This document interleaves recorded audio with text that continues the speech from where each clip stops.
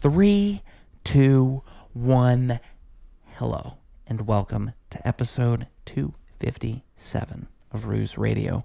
We are back at it again with a very special guest. Special guest.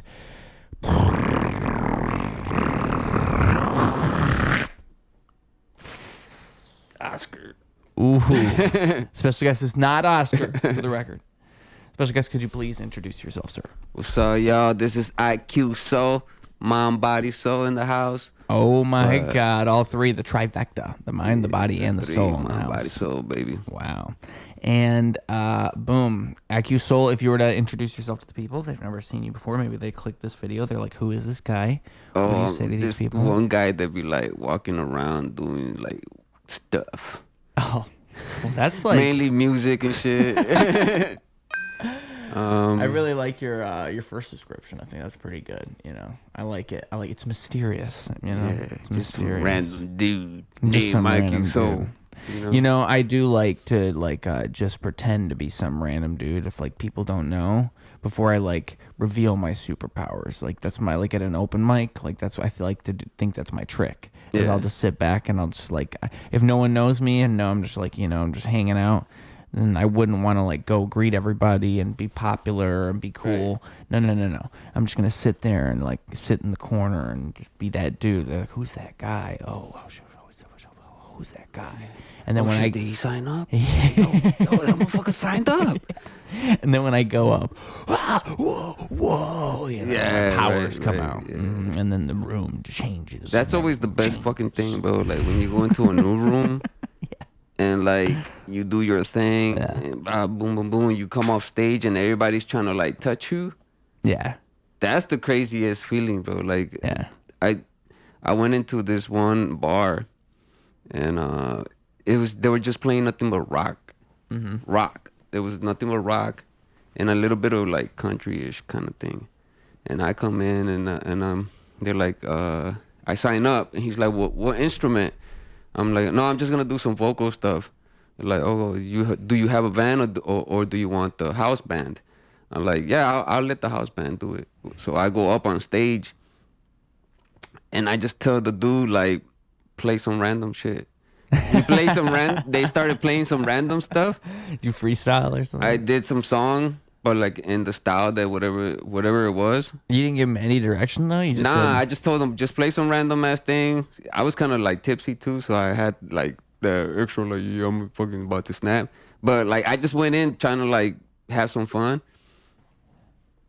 The performance went so well that when I came off stage, there was like old white dudes like trying to like, yo, you snap this and that, like people that I would never think would come up to me and be like, yeah, you know what I'm saying? To me, that is like having superpowers. Like again, like that's the reason I would say that is because I really do feel like that's what it's like. Like it's the closest thing I could compare. It's why, and I need to make more of the shirts, but it's why I ever made the professional mind blower T-shirts, because it's literally that. It's like you're a professional mind blower in a sense. Like Well, I mean, everyone does that to their own device, right? What do you mean? You sort of blow people's mind by your talent. Yeah. And into your own device, which is whatever it is, poetry, fucking rapping, this podcasting shit, comedians, everyone's doing something to like give your mind some type of like fucking detachment from this fucking crazy ass reality. Yeah, no, and I think like that's why when people are so good at it, it's transcendent above or beyond the art itself, Right. Because everyone can kind of understand the I don't know, like when somebody is just particularly good at a certain thing, like we all know what that is, like to dedicate yourself to a thing. Yeah, because you could tell. And there's and then what you can, no matter what the thing is that somebody's doing, you can like apply that principle to whatever it is you're doing. You can literally tell when someone's been doing something and they're doing it because they love it. Right, exactly. Not because they're fucking trying to get something out of it or some bullshit. I mean, yeah, eventually you wanna get paid for your shit, but When I think most people aren't like that. Like I really think you have to look for the real people, the people that are really doing it for the right reasons, the people that are really and I mean, it's not like it's a yes or no question, like a this or that. It's like a spectrum. But like the realest people, the people that are doing it for the realest reasons are hard to find, is what I'm saying. Yeah. There's people like on that spectrum. Are you saying I'm on the spectrum? We're all on the spectrum, brother. Right. Somehow, hate to tell you. Yeah, I think that's pretty much a blanket statement nowadays and shit. The spectrum? Yeah. Yeah. What do you mean? Like the spectrum? Now you can say it for anything and shit. Oh, well, do you mean like for autism, or do you just mean for... people just be like, nowadays, oh man, I think I'm like, no, right. Just because you color that in between the lines doesn't mean you... Yeah, well, and it's funny because like a lot of it is like self-diagnosis and people who are just not that sure. Right. I can tell you a couple of reasons I'm pretty sure I'm autistic, okay? I'm pretty sure. Okay, so when I was about... I must have been potty trained. Like as a kid, as like a small child. I was supposed to say, whoa, you still to this day. Here we go. All right. So I must have been potty trained because, like, you know, my mom says I was potty trained because I've told her what I'm about to tell you now. Okay. Is that when I was about like probably 8, I want to say 7 or 8. I'm not sure how old exactly, but that sounds right. I would when I would go on the toilet to shit on the toilet, I would put up both of the seats, right? So there's me, 8-year-old me, small child, putting up both of the seats. So I'm sitting on the rim. And I did that for a long time because I thought they were both the seats. You couldn't miss. Well, I'm like, when I think about that, I'm thinking like, how as a kid could I even fit? That's what I'm saying. Like, what was I doing? Like, how was I doing that? You know what? My legs are like kind of flexible, so maybe that's like where that starts. Is like back then, right? As an 8-year-old, because I really and for me, it's like there's little things I'll do throughout my life where I'll be like, okay, how could I not understand that? Maybe there's something actually wrong with me. Maybe there's something actually... When I almost drowned as a kid once, I remember exactly the thought process, all right? So, like, I didn't have a life jacket on. I'm in the deep end, and I saw someone else jump in. And I thought, I'm going to jump in. But it wasn't like there was a second thought, like, oh, you might drown. It was just like, oh, I'm going to jump in because they jumped in. I want to have some fun and shit. I don't even think I was thinking, I'm going to have some fun. Like, I think I kind of knew I was going to drown. Oh, shit. Dude, I don't even know. That was crazy. That's what I'm saying. What's wrong with me? But you know what? I also think crazy people make the best art. They make the best art. You can't have art without crazy. You know, I've just learned to embrace my crazy. It's probably what makes me good at podcasting. It's what makes me good at everything. But it also, I don't know, like, everybody says they're autistic. I don't know. Sometimes I look at my behavior. Yeah, I'm like, maybe. Like, maybe if I talk to a doctor. But that's the other thing. Like, I actually think, too, it goes beyond just people diagnosing themselves. I think doctors are probably more likely to diagnose you as autistic nowadays. And all these because things. Now they could get some money out of it. Exactly. So it's really questionable. Here's some fucking pills for you. Yeah, can we medicate you? Right. Right. And it becomes really questionable then, like how much of it is just a social thing that's happening. It's just a social thing, a wave that's moving through, and how much of it is real, and it's like a real thing coming to light. Because I do think it's like, I think a lot of it is people mislabeling asocial behavior as that. But I also think it does incorporate a lot of asocial behavior. So it's kind of square and a rectangle type of thing. You know? It's okay if you're weird and shit. Yeah, but you know, like, yes. And I think, what's that thing where you always think something's wrong with you and you everything is like something's wrong with you, you know what I'm talking about? Yeah, when you think you're always sick and shit. I think so. I wish I could think of the word, but like I know there's people people who think they're always sick. Like there's people who think they're just sick all the time, and they're always afraid of like germs and just any little thing. Like I feel like it leads to that type of thinking. I'm slightly like a germaphobe, but you just have to like. I feel like all of it's again. It's on a spectrum. Yeah. It's like because you can. I think all that stuff's good in doses, but you could take that too far, and then all of a sudden you have to like carry around hand sanitizer anytime you touch anything. Fucking thing where you got like like you said, you're everywhere fucking wiping shit down. It's like all right. I did see somebody do that on the train, but I actually thought like, oh, they're probably smarter than me because like it probably is smart. On the train, it makes sense because I've been on the fucking train and I seen some questionable things where like I'm not fucking touching when you don't know who like the thing is. No, I saw who the fuck it was, and that's what made me be like, yo, I'm not but this is what I was shit. I agree with you. But this is exactly what I was gonna say is you don't know if because somebody just did exactly. Yeah, right. You saw it, you were there, but you don't know if that happened 45 minutes ago, 60 minutes ago, and you just happened to be sitting in the seat where that happened. Oh yeah, no. That to me is like the nightmare of it.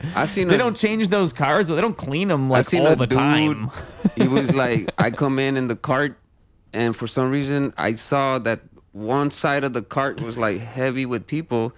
And this side of the cart had nobody, and I'm like watching the train arrive and shit. I'm like, oh shit, why is there so much space on that side, dude? So I walk in and shit, and they're like, there's some homeless guy like laying down like all across and shit, and he's even snoring, and I'm like, fuck. Oh, I see that a lot. So so I'm like, fuck it. He did kind of like smell bad, so. But there was already, like I said, too many people on the one side, so I'm like, fuck it. I'm like right on the side where he's at almost, and out of nowhere, bro, he just gets up.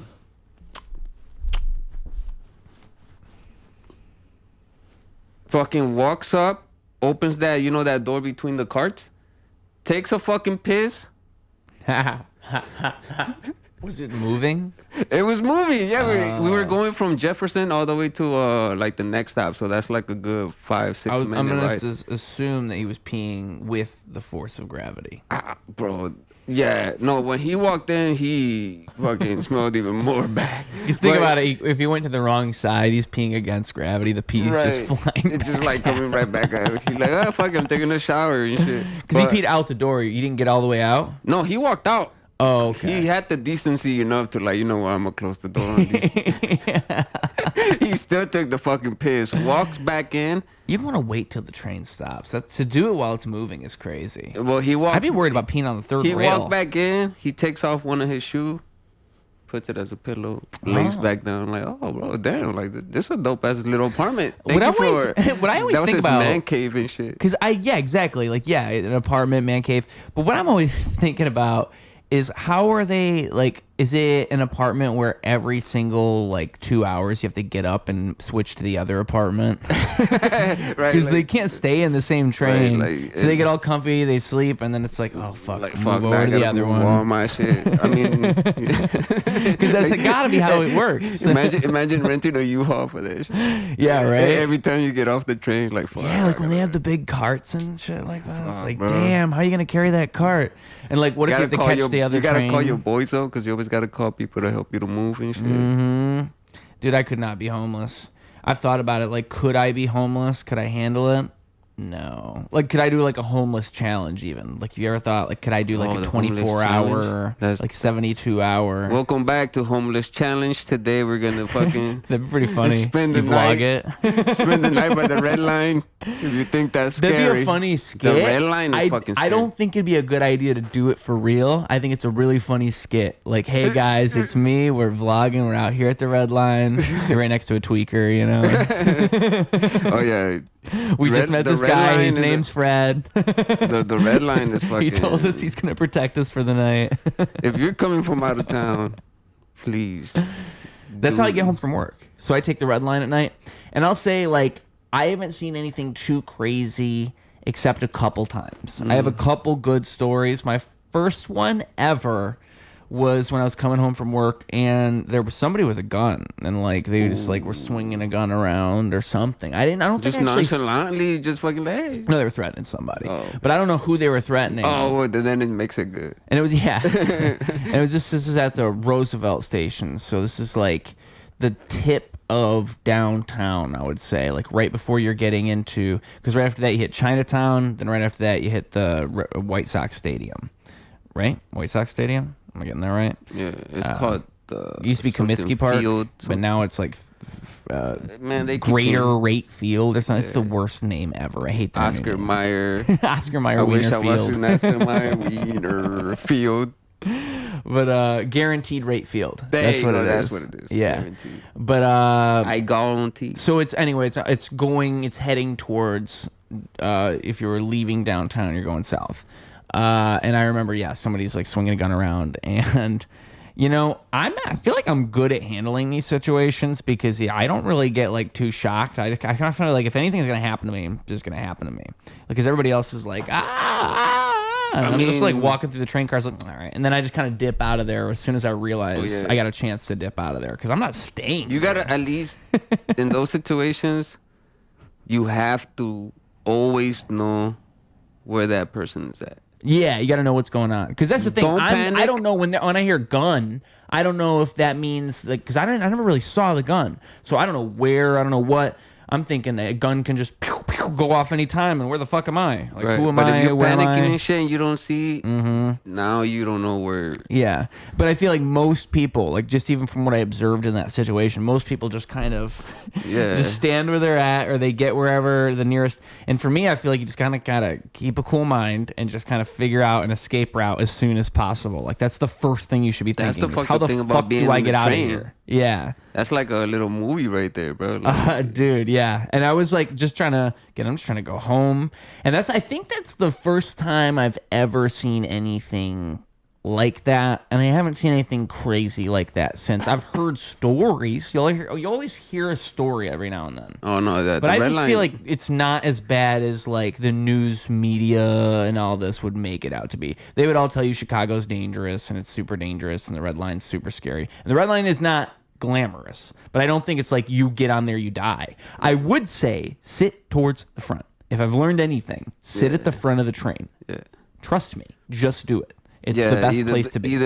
Either the front or at least by the middle. I always sit in the front because my other story is I got punched by a crackhead on the train. I got punched by a crackhead, and if I got punched by the crackhead and the conductor was right there, my life would have been better. You go to the back. Nah, dude. Motherfuckers are smoking in the back. You know what? One thing happened to me on the red line too before. I forgot that I did this. They were like doing a game of dice, like they were rolling dice, and I just like walked because I'm not gonna sit in a car where people are smoking. I fucking hate that shit. I just hate it. I'm not gonna put myself through this. I'm gonna switch cars. I'll just go through this car to the next car. I'm just gonna do it because that's the only thing I can do other than wait till you get to the stop and then. So anyway, I'm going car to car to car. So I go to this next car and whoop-de-doo, they're smoking in this one too and they're rolling dice. So I guess I gotta go to the next one. And I remember like I go past them and they're like doing their dice game and he's like, oh, you better not like go past our game. Da, da, da.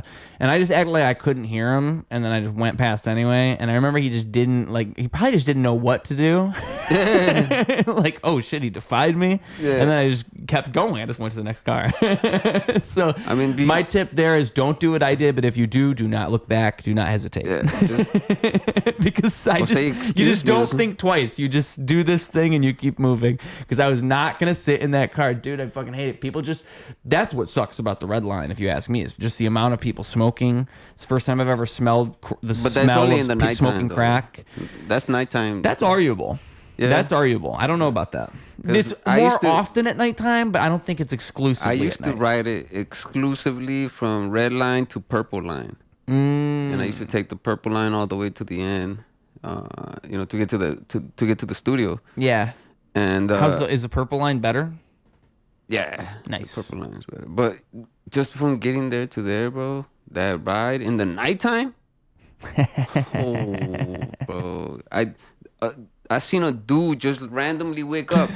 Man, I'll stab everybody in this motherfucker right now. And I got like my gym bag because I just came back from the gym. Like playing basketball and shit. And I have my studio stuff like to record. I'm about to go record and shit. And I'm like, fuck. Like he's like right there. He was sleeping the whole time. He fucking randomly just wakes up and like, I'll stab everybody and shit. And like The good thing is I'm probably downplaying it. It probably is just as bad as you're saying. Well, he had luckily he had like a blunt, and he started like rolling up a blunt like right in front of everybody, and I was like, all right, at least that'll calm his ass down, like like fuck it. Cause yeah, but it's actually like K2 or some spice. Shit, Who knows what the fuck this guy's? Yeah. Who knows what he's got? Yeah, he's got like some type of laced weed. I mean, look, you gotta have your own weapons too, right? 'Cause I sometimes have my own. That's what I need. I need to go to Chinatown, get some pepper spray. They got all the good stuff in Chinatown. That's what everybody tells me. You just go to Chinatown. It's super easy. Everything's accessible. Or you go to those little Mexican flea markets. Oh, they got them there too? Man, dude. They got fucking ninja stars in those motherfuckers, bro. Imagine that. No, but I just mean like using it in the situation. What you saying, motherfucker? Yeah. Like, oh my God. Because, okay, when I was punched by a crackhead. Oh, shit. I was on the train. I was on my way to work. I'm going to try to make the long story short because I've told it before. But I got my headphones in my ears and I'm on my way to work and I'm talking to my dad on my headphones. And so I'm not paying like full attention to my surroundings. So I'm paying attention to my surroundings. So I'm looking around me and I see this guy with crazy eyes over there talking to himself and looking at me, but looking around, but also looking at me, right? And I'm on the phone. So I'm just talking to my dad. I'm not really paying attention to what he's saying. And I remember like where I'm sitting, there's a girl across from me. And so if I look straight, I can see her and she's looking at him. And so I can see her and I remember like I looked up at her while I'm on the phone and she looks over at me with like these like big eyes. And I'm thinking like these big eyes are her saying, oh, like this guy's crazy, isn't he? And like I'm just thinking, yeah, she's thinking he's crazy. What I realized afterwards is she was trying to tell me like, oh, he's talking to you. You know what I mean? Like her eyes were saying, oh, this crazy person's talking about you to you. Because like that's why she gave me that look. But I just remember being on the phone and seeing her look at me like that and thinking like, oh, like no big deal. She's just saying he's crazy. Did you hear anything that he was saying?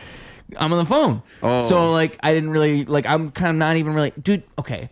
So like you would hear this and maybe you would think, oh, well, why would you not be paying attention to your surroundings? Why are you not listening to what this person is saying? Because, like, if you've seen crackheads on the red line, like on public transit enough, yeah, they're just, like, talking to themselves out loud. So I'm thinking this person's monologuing, and I just made eye contact with them. Sometimes it's a good monologue, to be honest, right? Yeah, I could have been missing good material. Yeah. Why is the fucking CIA... Hold on, Dad. This guy's talking about the CIA fucking killed Kennedy, motherfucker. I'm about to figure out JFK, Dad. Let me... Hold on. So, yeah. So, before I know it, the person's getting up and walking in front of me. Oh, shit. And so, like, they walk right in front of me, and I'm like, now I'm on the phone. I'm like, hold on, Dad. Hold on a second, I got my phone, like, right here. I got my backpack on my lap. I got my phone right here. And then I got my headphone, right? So, I, like, have my headphone in my ear. And I can't remember what they even said. I wish I could remember exactly verbatim, but it was something like, oh, you keep da-da-da-da-da, I ought to smack the shit out of you, or da-da-da-da. Like, it was a threat. It was definitely a threat, and it was like, oh, and I think it was, I want to say they said something about me being white, or just something related to, like, white, like, something. Because I don't know why the fuck they picked me. But anyway, so... I remember the mistake I made was I leaned in and I said, excuse me? And that's exactly how I said it. Because in my mind, I kind of didn't hear what they said. And I'm thinking like, excuse me? Like, what did you say? But they probably heard it like, excuse me? What's up? And they already had their hand cocked back. Right? So it was just, I say, excuse me. And I even leaned in. And it's just whop. It was like a big whop around. Oh shit! It had to be because like it just hits me. Well, it's like if I was talking to you, I was talking shit, and like meanwhile this? I got my right hand cocked back in a fist. Yeah. And then I swing it around and whop you because you don't see it coming. Like I'm talking to you like this. Oh, what you want, bitch? Oh, what you want? Like that. It was like that. And they got me like right here. I want to say like on my chin. And I remember I didn't fight back. I just remember going like. I think I went, Jesus Christ. Like, I think like that was my immediate response is to say something like that. I remember everyone around me is all going, ah! And the other lesson I learned is no one's probably going to help you. No one's probably going to. And they did it. One thing I've learned, and someone told me this, and it makes me wonder if how calculated the whole thing is, because I've been told that these things happen like when you get to a stop so they can run away. And that's exactly what happened. It was like they attacked me and then they ran away. And I was wondering where they went, but it was at a stop. So they must have ran off.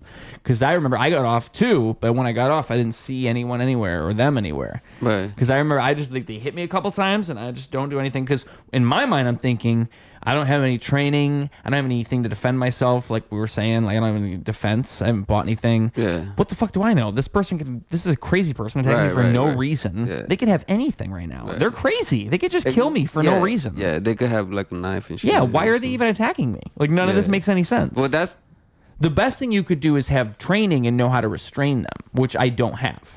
So right. Well, I mean, at least have basic stuff. Exactly. Like a little bit of wrestling. That's what I need to learn. Like that's another thing you learn from a lesson like this, right? Yeah. And that's also, folks, how I learned: sit in the front of the train. All right, tie it all back. Because lately I've been going to like well, not lately, but like I do sometimes go to do wrestling and stuff like that, like MMA stuff. When you say wrestling, though, do you just mean like wrestling in not general? Like WWE type shit, but no, I know, but you mean like training to be a wrestler, like that type of thing, like wrestling. Just to train, just to fucking see where I'm at. Yeah. Because when you go there and they put you against someone that knows what the fuck they're doing, then you're like, damn.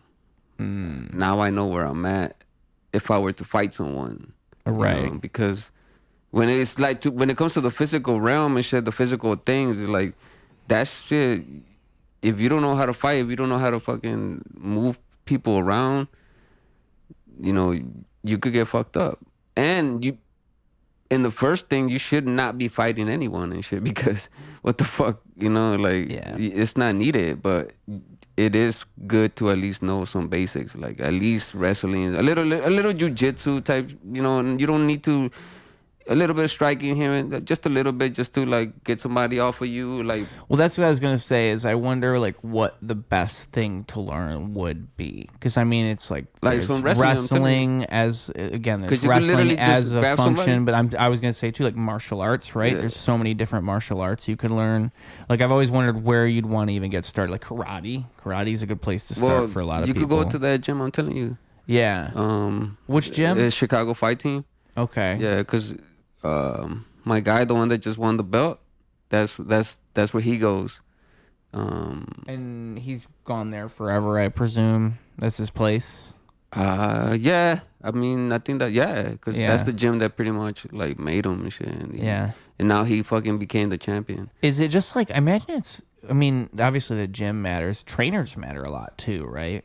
Or people who are. That's the coaches, bro. Is the main thing for a fighter. Yeah, right, exactly. Because I've even learned like professional wrestlers, like it's such a big deal. Like, people that do WWE and all that shit is it's a grind too. Yeah. But I'm just saying, like, fighters that actually fight, when they're going to and they're putting their fucking that shit, when you're there and you watch it live and you fucking hear the like a kick, like I saw this dude just bow, hits the guy right in the face. Dude just you hear that shit like loud. Do you have ambitions to fight? Like how do you feel when you see something like that? I imagine when I see something like that, I'd be like, okay, no, never. So I was training with these guys, right? And like they're just like they're just training themselves, but they're so advanced in their fighting and shit that they started doing some crazy shit. And I was like, yo, if I were to meet one of them in a fight, they would just maul me. Yeah, right. Because their skill set. Skill set. These motherfuckers are doing like that crocodile shit. When you know how a crocodile clamps and it spins. They did like that. He grabbed them. He did some wrestling move where like he grabbed the guy and then he spin on him, and then the other guy spin, and then he fucking almost flipped him. I was like, yo. Yeah. If that's but there's crazy. ways they teach that, but that's what you learn, how to like protect yourself using your body and shit. Because you start learning how to like go against someone that's taller than you. I'm sure the best offense is a good defense, right? Like you gotta know, like if you're going to get someone taller than you gotta know how to defend yourself. In that sense, because of the reach. Yeah. And there's like all kinds of things. I mean, like, and also, you know, when you're fighting somebody who's like, I mean, if you're talking about like professional fights, like big fights, it always gets to the point where you're looking at the other person's fights and figuring out how. They watch each other. Exactly. Yeah, like, what is this person's weakness, and how am I gonna, like, you know, what are they gonna use against me? Study, like each little step you make. It's like chess, dude. Because you also have to think, what do they think I think? What do they think I'm gonna do? Like, how do they think I'm gonna approach this fight? Because I remember I was talking to him, and we were like chopping it up about the fighting. I'm like, hey, bro, because sometimes you dip and then you do that kick.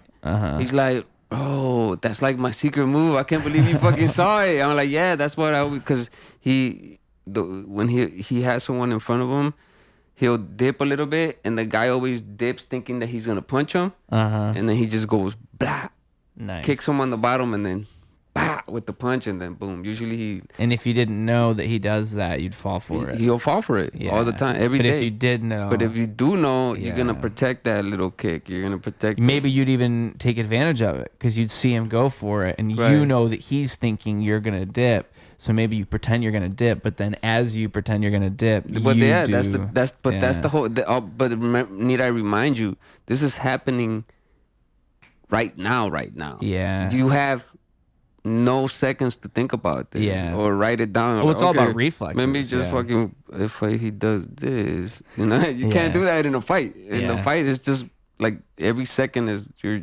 moving, timing, boom, boom, boom, bah, bah, and then next thing you know, somebody grab. Bro, I seen fights. There was this dude that knocked the other guy like in 15 seconds. Mm-hmm. That shit is like, bro. Yeah. I've never been too big into MMA. It's always been like in the tip of my interests. Like I always know it'll probably happen someday where it'll get me. But like there's the things that I've seen. And like I remember like the fastest knockouts of all time. Like I remember seeing one where it's a guy running across, and I want to say like maybe it was even Conor McGregor. Maybe it's a Conor McGregor thing, and he jumps up and it was just a running knee. No, I want to say it's just a knee right away. You know who it is? Yeah, Master Dove. What's his name? It's one of the craziest knockouts ever. He has long hair, like against Askren. I think you're right. He's coming in. He comes in. They run at each other. And he jumps up, knees him right in the fucking. Yep. Knocks him out. He still punched him. Like he was on the floor and he still bah. In the just in case. Yeah, but it all happened like. Because everyone, the ref was probably so shocked he didn't call it immediately. That was literally one of the quickest knockouts in the UFC. Exactly. Yeah. That's probably why I saw it. It's probably just on one of those like quickest knockouts ever compilations. I can't believe his fucking name. It's just it's one of what happened was the other guy was never gonna predict that. Well, the other guy's a wrestler. Yeah. Oh, really? So what he was trying to do, he was trying to go for the shoot. Like he was trying to shoot at him to grab him by the waist. And that's why he was so exposed. And this guy's like, I know you're a fucking wrestler. I know what you're gonna go for my waist. Yeah. So he just said, bah. And if you're going for the waist, you're reaching out. Like you're reaching down a bit. Yeah, exactly. And he just jumped up. Oh man. Bro, I don't know how motherfuckers could do that. I mean, kudos to them, bro. Like you do. Have you ever heard Joe Rogan talk about knocking people out? Yeah. I mean, I feel like I would feel the same way. I don't know if because the way he talks about it, he's like that's why he said he didn't like fighting, because he says he stopped because he didn't like the feeling of knocking people out, and just I think he had this story about he knocked a guy out once, and the guy, like, it was like, instantly he was just out. He kicked him so hard. Maybe it was a knee, but he just got him so good. Yeah. And he knew he got him good. And so the guy gets wheeled out of there, and he just remembered thinking, like, oh, that could have been me. Like, it could so easily be me. Well, there was kid fights too at that tournament that I went to. When you say kid, how old are we talking? They were like 12, 13. Oh boy. But they were like fights. It wasn't fight. It wasn't MMA fights for the kids. It was jiu-jitsu fights. MMA would be nuts, dude. But these kids were fucking. That's like Fight Club. They were throwing each other around, and then the one kid that was actually winning, Somehow, some way, the other kid, like, he was losing the whole fight. But this one second round comes up, he grabs him, flips him, drops him. It sounds so loud. The little kid stood there for a while. The fucking ambulance and all, like the stretcher, they brought everything. Oh, they did it all? Yeah. Oh, man. Yeah, and then out of nowhere, like, he raised his hand, and then everybody's like, See, exactly. And, like, there's something kind of, like, a little bit fucked up about that. There's something a little bit fucked up about it. Like, if you got a little bit of morality, a little bit of sanity, part of you looks at that and thinks, like, no, I was fucking, I was as quiet as everyone else. I was just like, oh, shit. At first, I was like, holy shit, these fucking kids are crazy. And I don't know where that happened. They were like, yeah. But when you're the kid who did it, like, you know, he's probably what a weird bad. feeling. Exactly. Because you won, but also. What damn. I like about, you know, when it comes to martial arts and stuff like that, they do teach them to be humble. And, like, right. So you would just see every time something like that happened, they bowed to each other and shit, shook hands, hugged. You know, like, because these guys, they go to war, but as soon as the fight is over, we're all in the back chilling. You know, everybody's hugging, like, hey, bro, you got me with this, you got me with that. Like, and there's no animosity, no nothing. It's just like, yo, we just went through this fucking war.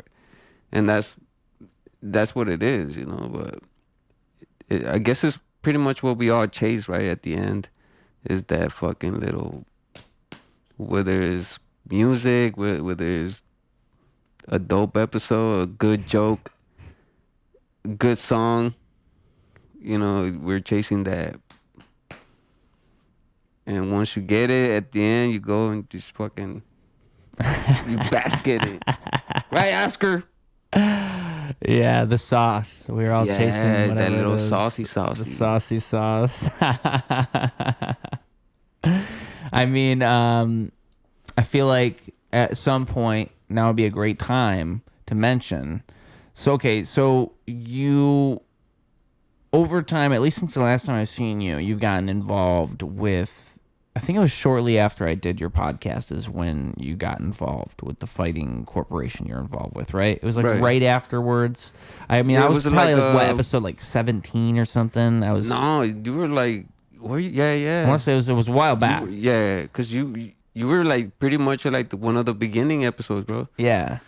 Yeah. But I just remember it was like shortly afterwards. I remember seeing you post about like a big announcement and all this, and now it's just blossomed into this whole thing where you've had all these fighters on your show. I think it's super cool because I mean it's a genius move if that's where you want to go. If you're willing to take your show and make your show like a fighting adjacent show, by all means, it's the perfect thing to do. Right. You know what I mean? Because I mean, also just I mean, any show, anything you're trying to make, any producer who's trying to make a comedy show, anything, if you can get it aligned with something that already exists, co-sign it. Yeah. Again, the best thing you can do. Right. If you can make that happen and it works. I mean, again, kudos to you. It's all thanks. great. Yeah. I mean, it's just cool to see that because I mean, I feel like your show's blossomed into this whole thing, you know. And you also have a lot more. You have a lot of artists on your show, like you really do. Because I fell into it because of the comedian circle that I run with because of Roast Battle. Right. I mean, that's how I fell into your thing. But your music is what got me to like reach out to you. Thank you. Yeah. Because when I saw that, I was like, oh, what the fuck? They never done this shit before. Right. And then, well, first I was By the way, we're trying to start a movement, folks.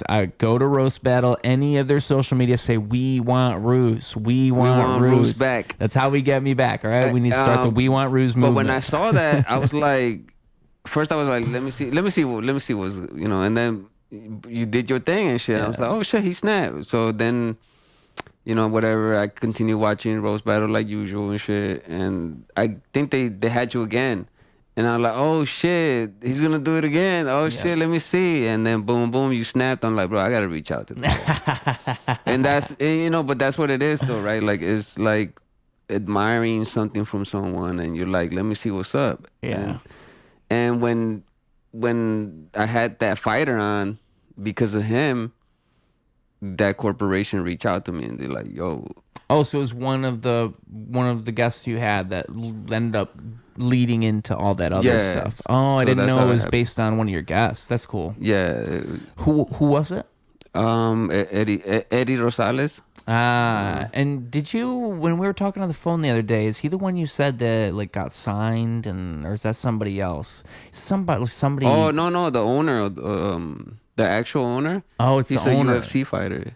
Oh, but all of a sudden, like now he's a UFC fighter. Well, he was already in the UFC, but because he was on Dana White's Contender.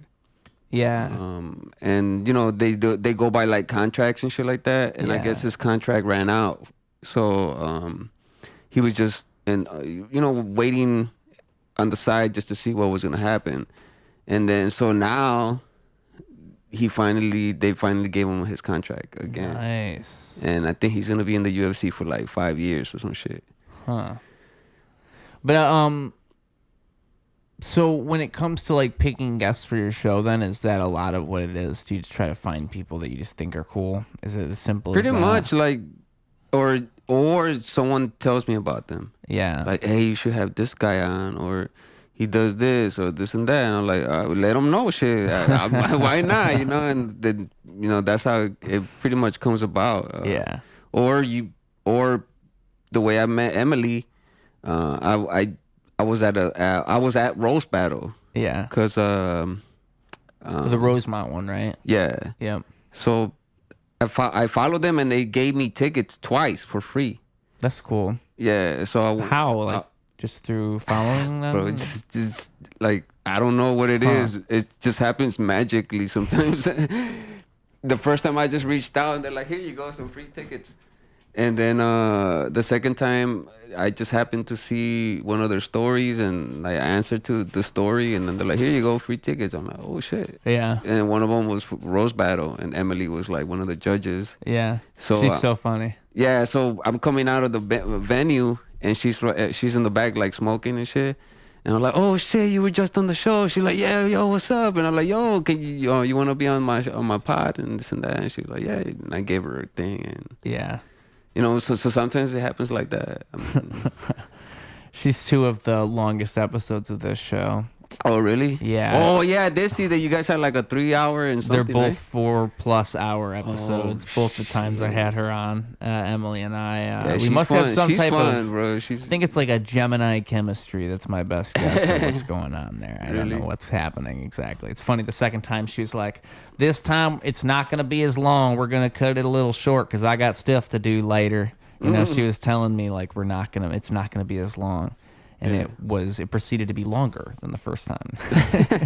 So this is about the time. So it's about 46 minutes into the podcast. Oscar is acting rambunctious. Yeah. This is exactly what Eyeqsoul was warned about before the cameras were rolling. They tell me about you, bro. All right, Oscar, come on, buddy, come on. You proved this all wrong, Oscar. We've lost all hope. Yeah, Oscar. See, could you see how it was hopeless at that point? Yeah. It became hopeless. It's funny because like. He was like a couple of times he gives me like the hopeless eyes, like help me.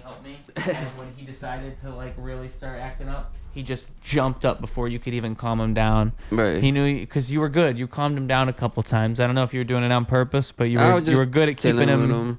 Yeah, because that's actually what kept him calm for so long. I've had dogs before, bro. Like dogs are the shit to me. Like. Oh, dude, I love dogs. I like them more than cats. My dog, I literally feel like he was a human. Yeah. I taught him so much shit. Yeah. Like I used to like go like put him up, and like he'll sit down and be like, and be like, he'll lay down, and I would be like speak, and be like roof, roof. Like everything, bro. I taught him so much shit. Because of him, I was able to walk down the hood. I was like 13, 14 years old, right? And I'm walking with this dog.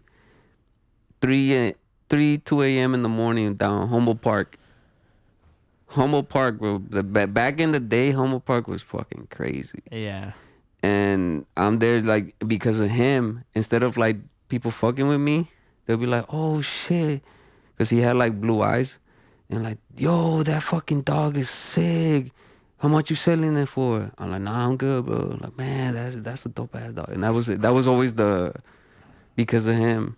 Uh-huh. So when he passed, I was like, oh, Yeah. Because you share so much fucking.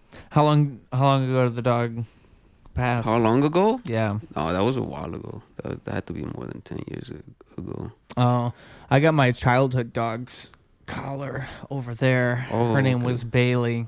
She was the first dog I ever loved. Oh my god, the dog. She was a pit bull, and she would sleep in between my legs when I was a kid. So I'm like laying like this again. Probably where my flexibility starts, right? Just like fucking making somebody comfortable and shit. But it's a big ass dog just laying it between your legs. Yeah. That's what she liked. But so. I mean, that's what it is. Like you make a connection with them. Like, that's beyond what. You could make a connection with people, but it's just different because it's unconditional. Most of the time, they want something from you. Yeah. And sometimes people do show real love, and sometimes they don't. It's hard to fucking tell sometimes. but an animal will always give you that unconditional love. Like, yo, hey, what's up? Hug me, fucking scratch me. Yeah, a dog. For sure. A cat, cats are more, it's questionable. Yeah. Cats, I feel like, because I always kind of say that dogs have unconditional love, cats have conditional love. I think cats will love you through a lot of things, but a cat can also easily hate you. Whereas, like, I feel like a dog, it's kind of hard to make a dog hate you. If you want to get good at talking to girls, try to get good at getting a cat to like you. You know what's so funny? Is there was a girl who was telling me that she like thinks that cat guys are just like better, and like it's like a red flag to her when like it's like a dog guy. Oh yeah, yeah, like she's kind of not wrong, like there is based on what you just said, there's a certain reality to it, right? Like you learn from cats, you learn that was her whole point, right? You learn like an etiquette from cats will teach you a certain like give and take, whereas dogs, like they fucking dogs don't give a fuck. Right. That's why I love dogs. If you deal with enough women, you would know that it's not a blanket thing you could just throw on all of them because they're all different. Yeah. Women are all different, man. They all have their own little dynamic, and it takes some time to actually get to know someone. You know what I'm saying? I'm not gonna be like, oh, because you're a cat girl, you're the one. I'm actually gonna watch out for you because I've dealt with a lot of cat girls. Yeah. Oh man. I just watched a movie. You ever see this movie, The Ugly Truth? I saw it when I was a kid, and I just saw it again. It's got Gerard Butler, and then Catherine. What the fuck is her name? I forgot it, and then I remembered it, and I think I'm forgetting it again. Heigl? I want to say it's Catherine Heigl or something. But it's a good movie. It was just like a solid 5 out of 10. It's like a good, very good mid movie. But in the movie, I do see that you rate my movies on my Instagram story. Would you ever be a critic? Well, see, the thing is, on Letterboxd, I stopped. Excuse me. On Letterboxd, I stopped putting the full reviews because, like a review, because I don't know, like I feel like it almost just like reads as pretentious. Like I feel like I have no idea what the fuck I'm talking about. So when I try to sound like I know what I'm talking about, it doesn't sound that great. So what I'll do on Letterboxd is I'll just put I'll pick a quote from the movie that I think is fun. But then on my Instagram story, I'll put my little review. And I do have a pending Instagram account called Ruse Views? I think it's Ruse Views. Ruse Views? Reviews? Yeah. Like a play on word? Ruse Reviews would be good, but I think I'm doing Ruse Views. Yeah, Ruse Views. As a play on words, though, it does kind of sound like reviews. Like reviews, like Ruse Views. I never think about it like that. But, yeah, so maybe I'll put the story ones on there because that's as close as I've gotten to like being a critic. I did once make a Ruse Reviews video where I reviewed an episode of Ozark. It was like episode like when the show came back after it was the first half of the last season. It was when it was the beginning of the second half of the last season, and I reviewed that because it was just so bad and I hated it. And then I remember one time I did a wine review, and it just makes me. I think that's the kind of part of the problem. The wine one, I'll be like, okay, pretentious. The movie ones are pretty good because I actually read some of the ones you. I'm like, let me see, because I had like the ones I've already seen. If I already saw the movie, I'm not interested in the review. But like you had some that I haven't watched that I'm like I have been wanting to see. So if I actually read the shit you wrote, yes, and the thing is, I like to hear that because I like to think I have a good taste in movies, okay? Well, I like to think my taste in movies is not bad. Every now and then, I'll have, like, a movie I really don't like, and I'm surprised, like, because people like it. Like, there's a couple movies. Like, I just watched the beginning of the movie Independence Day. Dude, I thought it was fucking terrible. But I guess people love this movie, I guess. So maybe I need to watch the rest. Because I watched the first like 40, 50 minutes and I was like, this is terrible. You had to And when I looked though. on Letterboxd, I was like, it looks like a lot of people don't like it, but also a lot of people really like it. See, the way to watch Independence Day, you have to put yourself in a mental time machine and go back to that during that time. All right. I'll get Mountain Dew. What is like in the 90s? What's going to put me in 90s mindset? And like Cowabunga. I'll watch some Teenage Mutant Ninja Turtles beforehand. Like watch like a marathon, like 2 seasons and shit. Yeah. All right, I'm ready for you, Independence Turn Day. on Friends. Oh, yeah, right. Yeah. Well, I mean, that's what I'm saying. But because when that movie came out, bro, I remember... I was a little kid. I went to the theater and I was like, "Yo, this is some crazy shit." Exactly. Maybe there wasn't a big like blockbuster. It's like Star Wars, right? Like you watch it now, and you're like, "What the fuck?" I like to think the Beatles are like that. A lot of people listen to the Beatles now. You trying to get canceled, bro? Well, it's not that the Beatles are bad. It's that people listen to the Beatles and they don't get what makes them the Beatles because it's hard to place it in time. It's hard to understand. That's why you have to put yourself in. They're fundamental. They're like the reason you have this other stuff is because you had this one. But people don't understand that. That's why they don't give. A lot of people don't want to give flowers to the people that made the shit that we're using now. Right. Regurgitating it. You know what I mean? Because even with fighting, if you don't have like Muhammad Ali, you don't have no Mike Tyson, you don't have no, you know what I'm saying? Yeah. And it goes on. MMA, whatever, anything. Rappers, like, if you don't have fucking Snoop Dogg, you don't have... Well, even like your idols have idols is what's crazy to think about. Like, who's your idols, and then who were their idols, and it just goes on. And the art just fucking goes on and on. Yeah. Because I mean... Sometimes for the better, sometimes for the worst. Yeah. Like, I want to say... I know Kendrick is so inspired by Lil Wayne, which is a crazy thing to think about. Because I think Kendrick's the greatest rapper of all time. But like go listen to like his earlier stuff and you can definitely hear it a lot more. I could hear it because Lil Wayne, his style is all punchlines. Yeah. Yo, he hits you with some fucking... Well, what's phenomenal about Lil Wayne to me is that Lil Wayne he's never written... Drake took his style from fucking Lil Wayne. Drake took his whole style from Lil Wayne. Well, maybe his and style... And then little by little, he made it... He different. Came up in, his own way.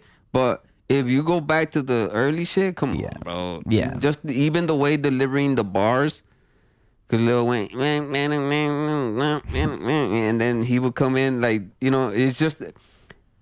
Weren't they all on a label together though? Yeah, that's what I mean. Yeah, it was like Young Money Records or something. Yeah, and that's where you notice it the most. During those years is where you notice it the most. You're like, oh shit.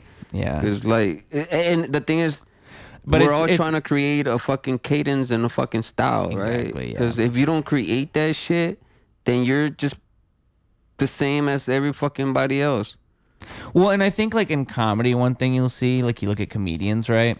Because it's the whole finding your voice thing. And what you'll see is, and people go through phases of it sometimes even, but it tends to be where it'll start as, it almost seems like you're doing an impression of a comedian or maybe a couple comedians. Yeah. And then eventually you start to find your own tone and your own voice. But for some people, it's like it's just written all over them. Like it's almost like I'm talking to Shane Gillis. Like I just talked to somebody doing a Shane Gillis impression. Yeah. And like I've been through that a couple times. And that's what I'm saying. And like you can't write them off because they might just be finding their own thing. But what we were saying earlier, right? Like you could tell when someone's been working on their craft. Yeah. Well, and I think I don't know. I feel like I might be a bit too generous. It might be my mom and me, but I feel like you can tell when somebody's like real. I feel like when you can see potential in certain people. You can really,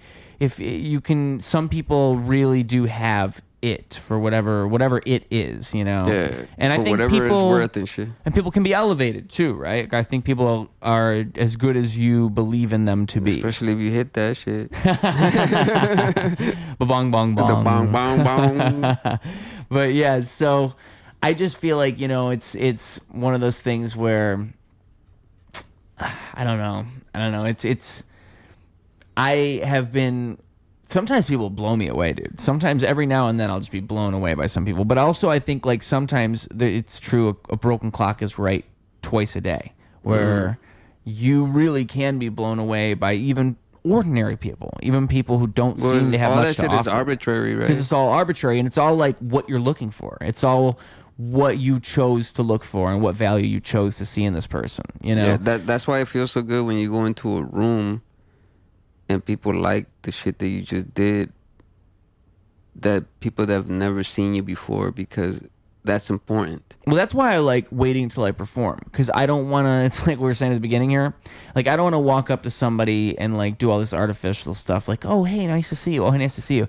I would rather I go on stage and I perform and do my thing, and then immediately, like we just have to talk to each other now. Like I'd rather it be like one of those things where it's like I've earned the room. I won the room over by performing. Because I don't want to, I just feel like that's a different, in my mind, that's so much better than like walking in and just like trying to greet everybody and, oh, hi, my name is this. Like I would rather wait till you know who I am because you just saw me, you know, because in my mind, that's the whole thing we're doing here. We're all trying to show each other what we can do, and we're all trying to like practice. It's like create this fucking thing that I want to display for you, for the art of whatever it is. Yeah. And I've like heard, I haven't been to many rap open mics, but a critique I have heard is that it tends to be, for lack of a better word, a circle jerk. It tends to be like, you'll have a couple people who are like a group of friends, and they're all kind of just going on stage, hyping each other up. Ooh, woo, yeah, bro, fantastic fire. And if you're not a part of their group, it's just kind of awkward. And maybe I'm getting this information from pessimists because I haven't been to too many rap mics. I've been to, but I do believe that would be probably how the hip hop circles would run. Yeah. That does exist because I've gone into places like that. But if you're undeniable, bro, they're gonna fucking clap for you. Yeah. Oh, yes. Yeah. I've been in a situation where I was told, come to this open mic, we're gonna be there. I go and my boy didn't fucking show up. And I'm like, oh man. So like I'm sitting at the restaurant. So I'm there by myself, just drinking by myself and shit. Like, you know, I'm like, fuck it, whatever. I still signed up, and I went up, and after my set, there was a group of guys that not guys, and that they also had like a singer and shit like that, but they ended up like, yo, what's up, you know, like this and that, and you know, I think it does exist though. You do see that. You do see like sometimes there's a group and they all sign each other up, and they take the whole fucking slots. See, that's what I mean. So you can't go up. It's like you don't even have the time to go up and shit. Yeah, that has happened before. You wouldn't see that in comedy. If that happened in comedy, it'd be weird. Yeah, I mean, I don't know that many comedians. I do know a few, so I wouldn't be too like, you know, versed in how it goes in the open mics. But it does. Well, I mean, like I'm just saying, like if they like took up the whole mic and it was just them and their friends, and they like said no one else can go, dude, no one would go to that mic anymore. Everyone would just stop going. Like there'd be no way anybody would ever show up because you can't just like take over the mic. But not all places are like that. That's the of thing. course.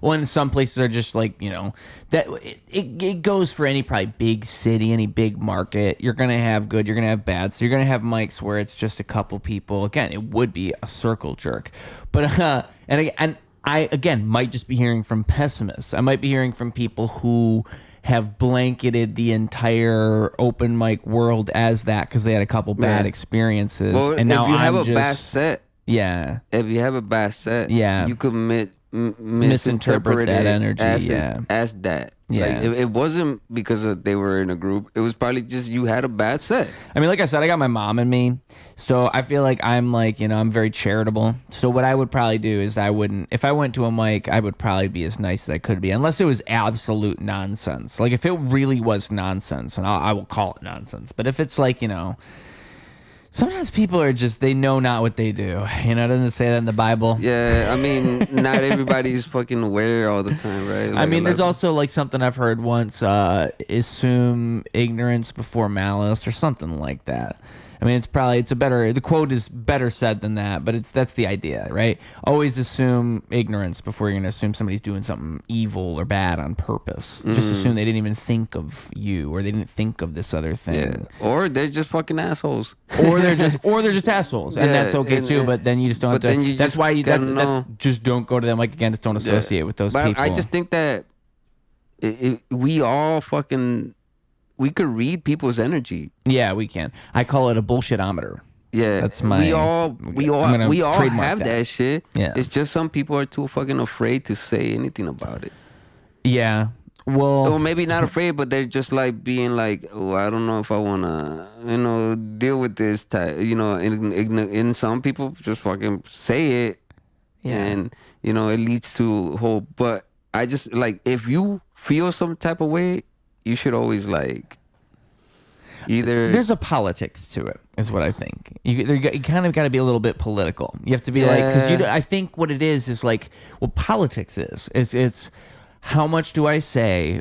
I like where I please both sides. Like how do I play the politics of the situation to not make the other side angry and cause a war? Like because that's the politics. Because you can disagree with somebody. It's about how you politic it out and how you be diplomacy. Yeah, use diplomacy as much as you can. Right. Yeah, but also don't fake the funk, because if you fake the funk.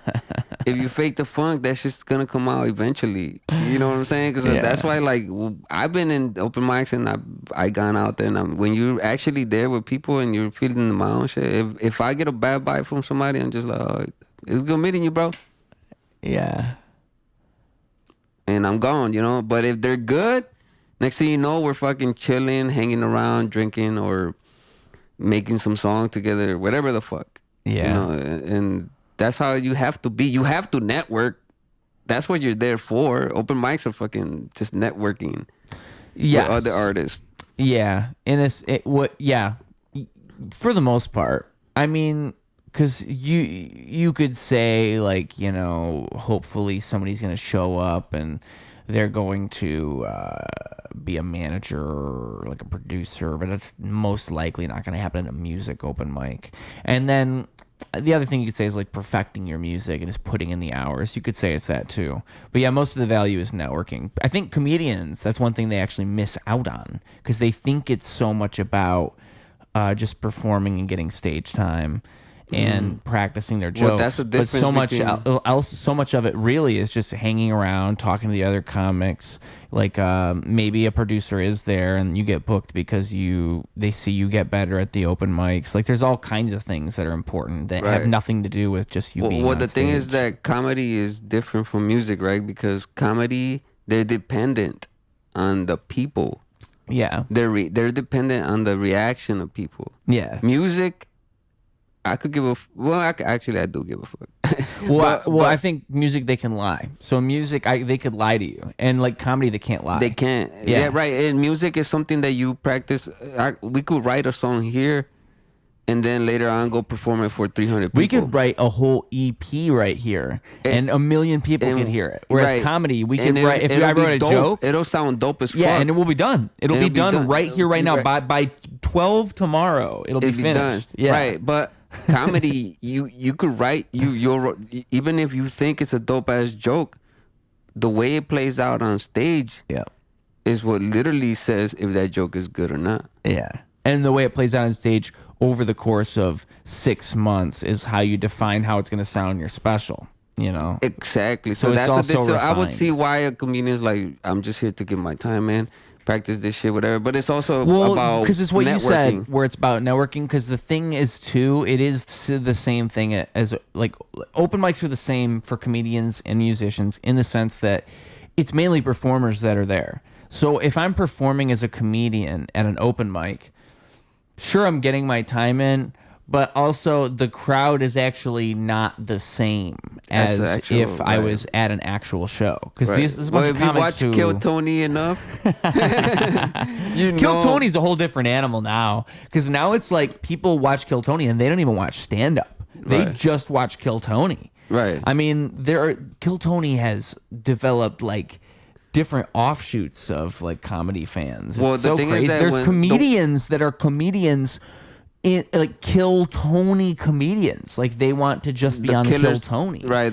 Not the killers of Kill Tony. I'm talking about like people who they have watched Kill Tony and now they just want to make their minute. They want to make their 5. Like to them, that's making it as a comic. Is getting on Kill Tony and just doing their. They've never performed comedy before. But they want to do their first minute on Kill Tony. The way it started, it was like it used to be just them on stage. And comedians saying jokes to other comedians. That's how kind of like it started. There will be people in the crowd, but he would say it too. Like, if you're in an open mic, you can't be worried about what people think about your shit. You just gotta go and do your material as a comedian. Because you just gotta get that rep in, right? Because you don't know if they're really trying to fucking help you or not. Yeah. So that's the difference. Like with music, you could make a dope ass song, and once you go out in the crowd and do the song, you're gonna get a reaction, obviously, right? But you're not dependent on that. No, and I think it doesn't even really. In the end, it doesn't even really matter.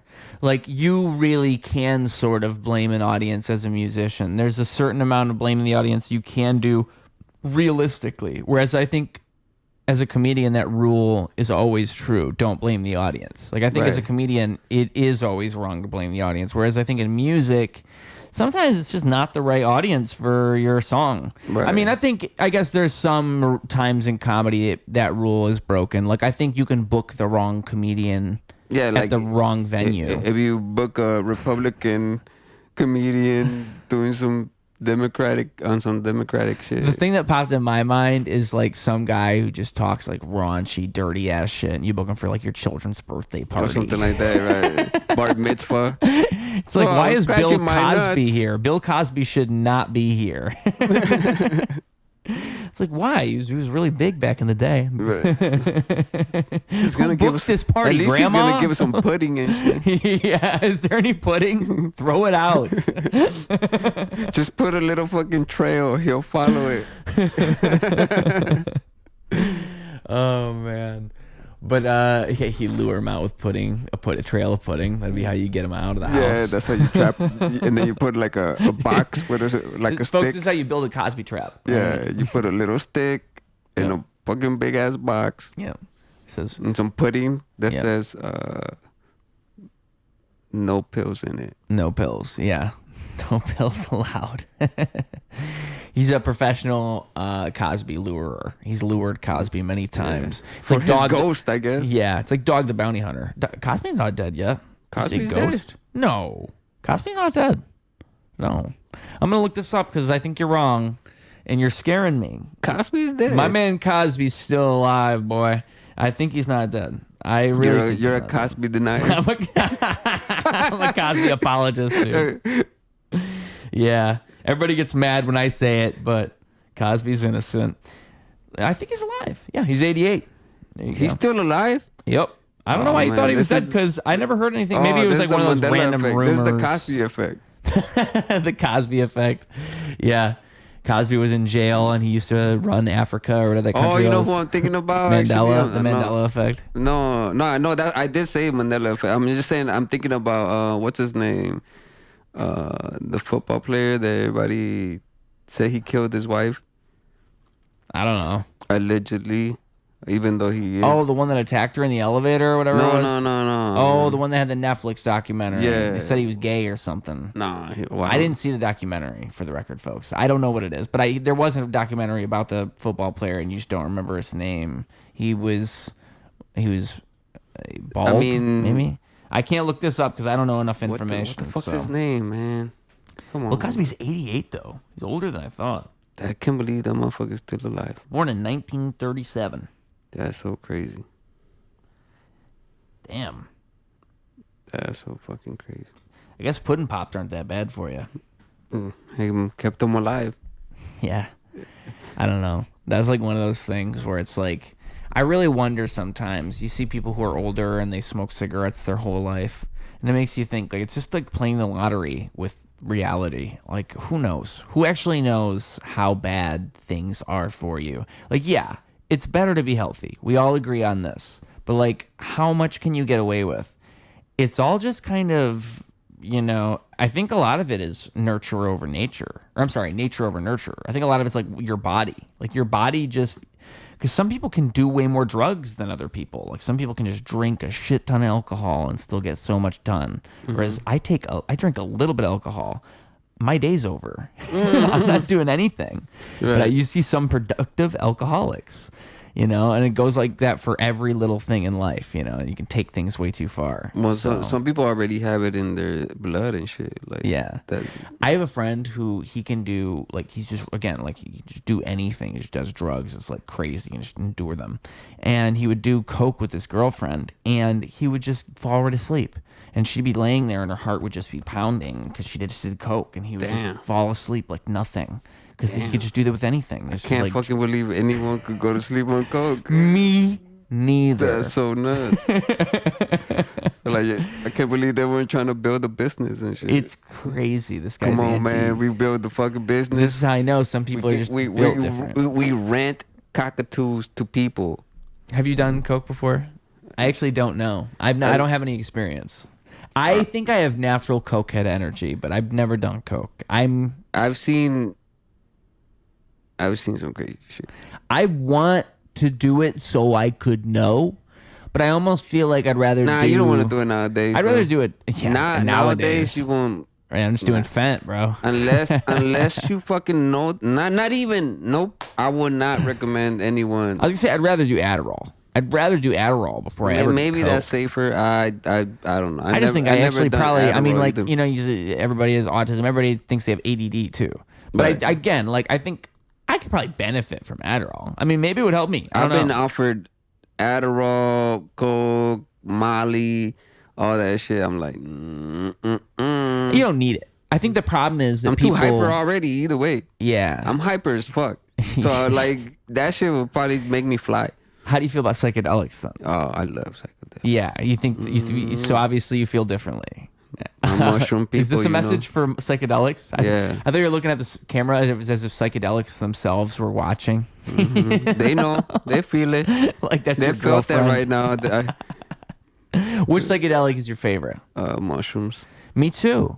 And I've really only done mushrooms and acid. I've never done. What's the third one that's pretty popular now? It's kind of like it's a downer. I'm forgetting the name. Ayahuasca? DMT? Not ayahuasca or DMT, but those DMT is obviously the other big one. But I'm not even talking about that. I'm talking about it's like ketamine. Ketamine? Oh, did we say it at the same time? Yeah, that's crazy because I just remembered ketamine. But have you heard about the hippie juice? No. Oh, bro. Oh Lord, what is it, like a mixture? One of my guys, yeah. Of what? They have a little bit of MDMA. Oh. A little bit. I wonder what a little bit means. Psilocybin. Like and it has magic potion. And it has something else. I forgot what the other thing was. MDMA, mushrooms, and something else. Bro, in a so cup. Those two together wouldn't be bad, but the third thing really defines it. Because those two together that could go all right. He had it like on a bottle like this in the mixture, and he's like, "You want some?" I'm like, "Fuck no, bro! I gotta go to work tomorrow." Oh yeah, And it's the MDMA that's too much. Because mushrooms, you can kind of, I mean, even that kind of like, that'll change my whole night, but you kind of roll with it. I did want to try it. I'm not going to lie. But if I wouldn't have needed to work the next day. I think MDMA and acid is candy flipping. I want to say that's candy flipping, but I don't know MDMA and mushrooms. And you're saying there's a third thing. Yeah, there's a third thing. I just can't remember because we were recording, we were doing some shit, like working on some music. But I'd be like, can you pour some in a cup and I'll save it for later? That's what I should have done that. I should have. You know what? I should have fucking. Always remember that's an like option. a motherfucker, so I was already in my zone. But yeah, I was intrigued. Like, damn, sounds interesting. But it's because I like tripping on some good. Like, if you get some good mushrooms, bro, you go to this realm. Oh yeah. Oh, so mushrooms, there's different strains, which I think is crazy. Yeah. And what I really want to do is go to one of these like cities. I think Ann Arbor is one. There's a couple other ones not too far where psilocybin's legal. Colorado. Is it legal there? Yeah. So I mean, it used to be. I don't know if it still is. I think so. But you can drive there and just buy it at the store. It's just like when weed was first legalized, where you drive to the store, you just buy it. I don't like the edibles though. No, I would just want to buy regular mushrooms, just like any other mushrooms. One time I bought some mushrooms off of him, and he's like chocolates or something? He's like, here's like 2 bars of fucking mushrooms, bro. I'm gonna be leaving out of town. I'm never coming back to Chicago. So take some, because you're cool. We're cool. We've been cool for a while. Like, I'm gonna give you some bars. So, all right, cool. But I was tripping the fuck out, but I couldn't. It was a different experience. It's probably just the strain. Maybe it was super strong though. I went to another realm, but I couldn't move. And with regular mushrooms, I could walk around, go to the back. That one I was just. No, I think it was the strain, dude. Because I've had crazy experiences on just mushrooms alone. That's why I said the strain is so important. Like, because it's actually mind blowing, and also like how you take care of the mushrooms. Like, I think if you buy them in bulk and you don't take care of them, I mean, if you do take care of them, I think it's just like weed, where they lose. You have them in jars, but they still slightly lose potency over time. Yeah, because that is true. And oh my god, like you look at the potency of some of these strains. So the thing is, it becomes kind of weird because if I were to say to you, "Oh, I took an 1/8 of mushrooms." Well, if I took an 1/8 of mushrooms and it's this one strain that's like I want to say Golden Teacher is like a popular one. It's kind of like a mid-range strain. It's not super strong. But then you got a Penis Envy. Yeah. And a Penis Envy is like usually I want to say it's 2.5 times as strong. That's the one I had. In the chocolates? Yeah.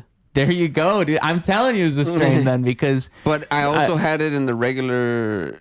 Oh, and it was different? Yeah, so that trip was different. Maybe it was just the concentration of it in the chocolates. Maybe, the way, that's what I was going to say. Maybe he didn't have a way to measure it. They're probably not dosed very well. It's probably like when they dose LSD because he made it. Probably, I'm paper. pretty sure he made it. Who knows? Because he was selling it. He was selling that shit. He was. Yeah. He used to sell straight out the lab, bro. Allegedly. I don't want That's so funny. Yeah, this is all about a friend he had. It's not even about him. Yeah, but I was 5 years old.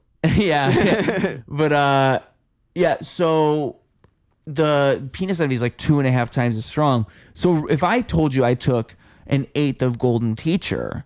Or I'm sorry, it's better if I just do it the other way around, right? So if I told you I took an 1/8 of, oh yeah, okay, I could do it that way. So if I told you I took an 1/8 of Penis Envy, what that would mean if you were taking Golden Teacher, and they're both different in lots of ways, not just about dosage, of course, but just in terms of like potency and the potency of the experience. So you say it's 2.5 times as strong, 3 times as strong. So that would be like if you took 3.5 times 2 or 2.5, which is like 8 grams. So we're talking about an 1/8 becomes 8 grams. But to add to that, with mushrooms, it's like exponential, right? So if you take 5 grams, that's not just like if you took double 2.5. That's almost like if you took 3 or 4 times 2.5 because of the way that mushrooms work in your body. That's why 8 grams is such a fucking crazy dose, because it's not just double 4. It's way more than double 4. It's exponential. So your body just fucking doesn't even know what to do with all this shit. Hell yeah, it just dumps it out. Like, I don't know. And so then so again, my point being, you take like an eighth of penis envy, it's as if you took a fucking 8-gram dose of the other one. Maybe that's what happened to me, because I was... You probably ate all the chocolates at once, like, who gives a fuck? I'm just going to eat all these chocolates. Yeah, I kind of did. There you go, dude. Of course you were tripping. I smoked balls. a blunt. I was smoking by myself, and I'm like, let me try these fucking bars. And I had the munchies. I had the munchies. Oh, you are crazy, bro. I had the munchies, and I took half of the thing. It was 8 bars, 8 squares. I mean, and I took 4. He didn't tell you a dose, no? No, he didn't say it. He just said, "Be careful with this." That's all he said. That was. He said, "Be careful." And so you ate half, and then I ate half, and I was like, "Man, I'm not feeling this shit." How long did you wait? I waited like 25 minutes or so, and I was like, "I'm not feeling this shit."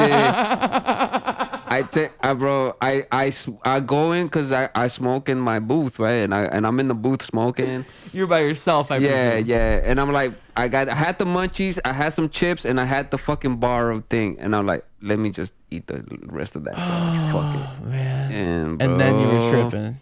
When that shit kicked was in, it like quickly after you ate the second half, it just kicks in or something? Like 12 minutes afterwards. I'm like, all I remember was I was smoking a bit. I put the thing down. I went to sit down, and next thing you know, the wall started moving. Like, and I'm like, oh shit, here it comes. Hell yeah. But next thing you know, gone. Went to another realm. I lived like I was someone else. I lived for like, I had a whole life. I had a few kids.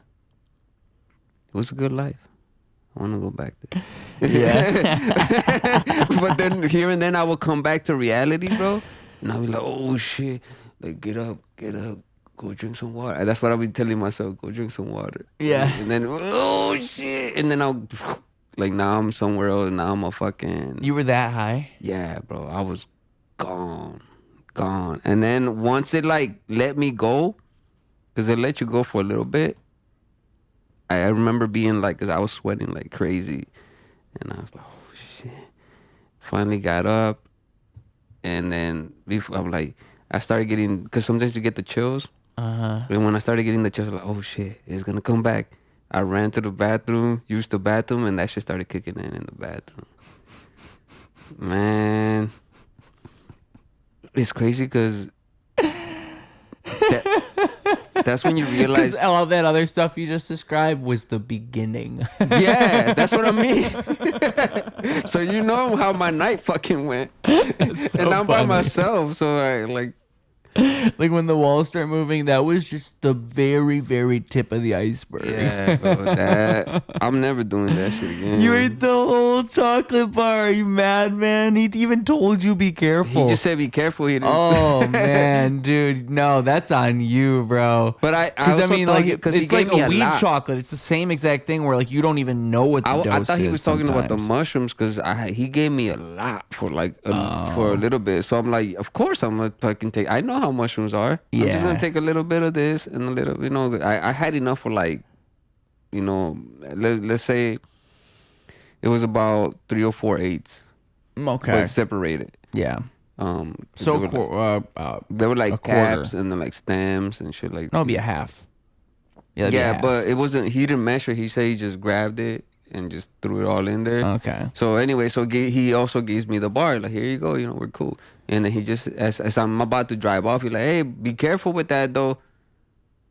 I'm like, yeah, sure. Maybe he just meant he thought you were being followed by cops, you know. Or that. Yeah. Careful with that though. He was like, be careful. Yeah. Like, all right. But the other thing I should say too is like my favorite mushroom strain I've ever had. I've only had it one time. And there's so many I haven't tried, right? But the one I've had, because there's not like a ton of them. I want to say there's only like 10 or 15 that are like well known. But the one I'm talking about And by the way, I think you can get the spores at smoke shops in some places now, which is crazy. Shit, You could just go to a smoke shop and buy the spores. That's dope. At least in I didn't Michigan. know they did that. Yeah, because this is how I found out more of the strains. I just saw 9 different strains being sold as spores. Because it's legal to buy the spores, it's not legal to grow it. Mm-hmm. You can buy the spores online too, by the way, folks. Fun fact. Oh, you could buy them right now online if you wanted to. It's totally legal. Right. You just can't legally grow them. But we're at the point now where we're in this weird gray area that weed was 20 years ago, where it's slowly becoming more socially acceptable. Well, so we'll just see how it plays out. And again, like if you're gonna look at it medicinally, like with weed, you compare them to each other. Well, then there's so many benefits. There's a lot of benefits. It's just like how MDMA, we find out that it cures PTSD and all these things. I mean, how can you ignore something like that? It removes your fucking ego. I think everyone in the fucking world... I think it's good for unlearning and relearning and neurogenesis and all this. I think everyone in the fucking world needs to remove their fucking ego out the fucking way so that we could all just get along. Yeah. The reason why the fuck everyone's always fighting and competing and thinking that this race is that and that race is this and all this bullshit, it's because fucking egos. Yeah. Like everyone has fucking egos, and but when you do mushrooms and you remove that ego, because the mushrooms will like put the mirror in your face and be like, look at your own bullshit, you dumb fuck. And you're like, oh shit, yeah, that's right. Yeah. I am a dumb fuck. I think what mushrooms do too is they make you see things you can't unsee. Like they make you see it in a way where you really can't help but unsee seeing it that way. You know what I mean? Like it gives you an actual perspective shift where you were here and then you were there and now you're back here again, but you can never forget what it was like to be there. They don't let you lie to yourself. Yeah, exactly. Yeah, it's just so real. Once you start lying to yourself, you're done. Yeah. But just to make sure I say it, my favorite strain was B+. It was called B+. And I just remember it was crazy because I want to say I took like 5 grams or so. Maybe it was 3.5, but I want to say I took 5. That's my favorite. That's my dose that I like to take for some reason. I just like that number. And I just remember like being beyond words. I remember sitting there and being just beyond words, and it was perfect. It was like it felt like it was the perfect level of like mellow, where it was like I'm really high, like I'm fucked up. Like I'm not doing it to get fucked up, but it's just like I'm in a different world. My brain's not where it normally is, but I'm all good. Like I'm not getting mind fucked. It's all good. Like it's all just a smooth ride. And that's one of the only times I've ever really had that so smooth with mushrooms like that. Golden Teacher, I think, is a light strain. It's very popular, and it's a light strain is how I describe it. It's like when you take Golden Teacher, it's almost like it's just kind of like it's just. I think that's why they call it that, Golden Teacher. It's just leading you along the way. It's like a light. Like your kindergarten teacher taking you to the lunchroom. Yes. Whereas penis envy sounds you're scary. You're in the fucking army and you're training for war and shit. And I want to say there's one. Let me see if I'll find it if I just look up strongest mushroom strain, because it should just pop right up. It's like a newer strain that they made, and it's stronger than penis envy. And it's so strong. Strongest mushroom strain. Fucking scientists are gonna make crazy fucking mushrooms one day. Like that show. It'll be like a Black Mirror episode or something. Yeah. It says that earlier this year, Julian Matucci, also known as God Emperor Myco, was creating new generations of spores from some Psilocybe subtropicalis mushrooms that he had procured online from a popular supplier. He claims to have not been working them for potency, but rather to arrive at a clearer, more robust genetic structure to fix issues caused by sustained inbreeding. Common in a field that is... Inbreeding? Yeah, apparently they're fucking their brothers and sisters. So they're from New England, huh? Yeah, they're from Kentucky. They're royals. And it can cause they can lack health, produce lesser yield, sometimes be lower strength. Okay, so I want to know the new strain though. Where's the new strain? He says he did it where they weren't inbred and it floored him. He'd never been hit like that by mushrooms, and he consumed them fresh in a dose that would be equivalent to no more than 1.5 grams of the dried fungi, which is significantly below the amount generally required to break through and have a significant trip. Okay, so he didn't name them. Because I really thought I read a name somewhere, but this is just some big article about the guy. Wait, were you on mushrooms when... No, I don't. Liberty caps. It says Liberty caps at the end here, but I think that's something else. I think it's just talking about. I like watching Rick and Morty when I'm on mushrooms. I like to watch. So one thing that I've been running through is I've been watching Tarkovsky movies on mushrooms, and I really think he's the greatest director of all time. And I have one more of his movies to watch, and I'm like kind of saving it for the next time I do mushrooms. Oh, actually, have you seen the Animatrix? No. Is it worth it though? Holy! Is it that good? Am I gonna watch it on mushrooms? You could fucking smoke some shit, and that should have. I've been watching a lot. Like you said, you're looking at my movie reviews. I've been watching a lot of movies. What is the Animatrix? I don't know what that is. Well, it's like they tell you sort of how the Matrix got to. It's sort of giving you like a prequel kind of like thing to the Matrix. Oh, but it's animated. Okay. And it's like 5 different stories. Okay. Bro, people slept on that shit. It's a show or a movie? It's different. It's different episodes. This is a show. It's not a show. Each episode is a thing of its own. Okay. But they all relate. It's in the same universe of the Matrix as it's like. I would call it a limited series. I presume that's what it is. I guess I don't know what it is. All I know is called the Animatrix, and it has like 5, 6 episodes in it, and like they're all fucking nuts. Yeah. And when did it come out then? A little bit after the movie. Okay. Yeah. I think after the second movie. The Animatrix. Yeah, so the first Matrix came out, and then the second one came out, and then the Animatrix, and then the third Matrix came out. So that one takes place like within the Matrix, and the first episode shows you how they got to the Matrix, how the robots took over and shit like that, and you know, I guess they didn't foresee AI, but the episodes in the middle are about people are inside the Matrix that are trying to get out of the Matrix.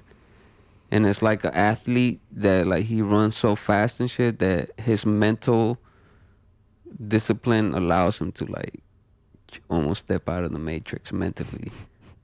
And sometimes I believe sometimes we all do that too. Like, you think we break out of the Matrix? Sometimes we do. I think we do it through the dream world. I think that psychedelics point to the fact that, like,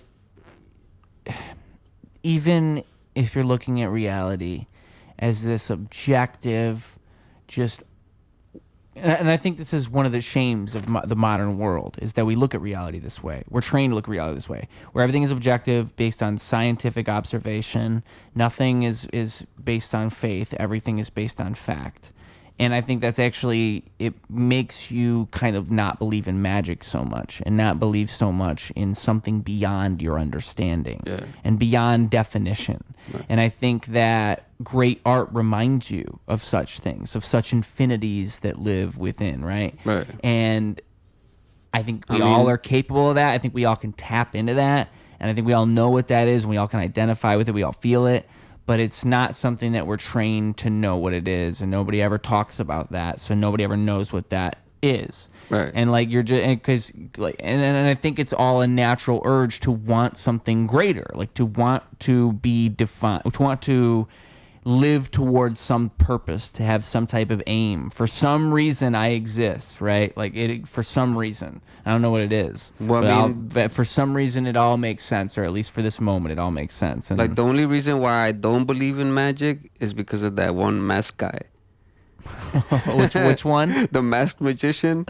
I don't know if I saw him. Oh man, there was. I don't believe in magic because of Chris Angel. So. Well, Fox, the channel Fox, they had this one series. It was the Masked Magician, and he would come and be like, show you.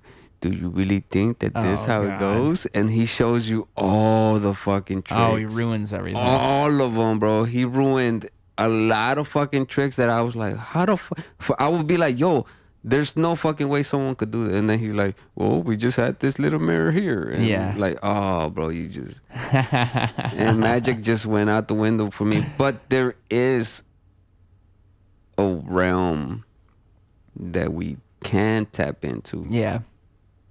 Through fucking. Well, and that, what I just say with psychedelics, it's like, I think that if you're going to look at everything objectively, you're going to say everything is not, like, there is no greater purpose, there's no greater anything.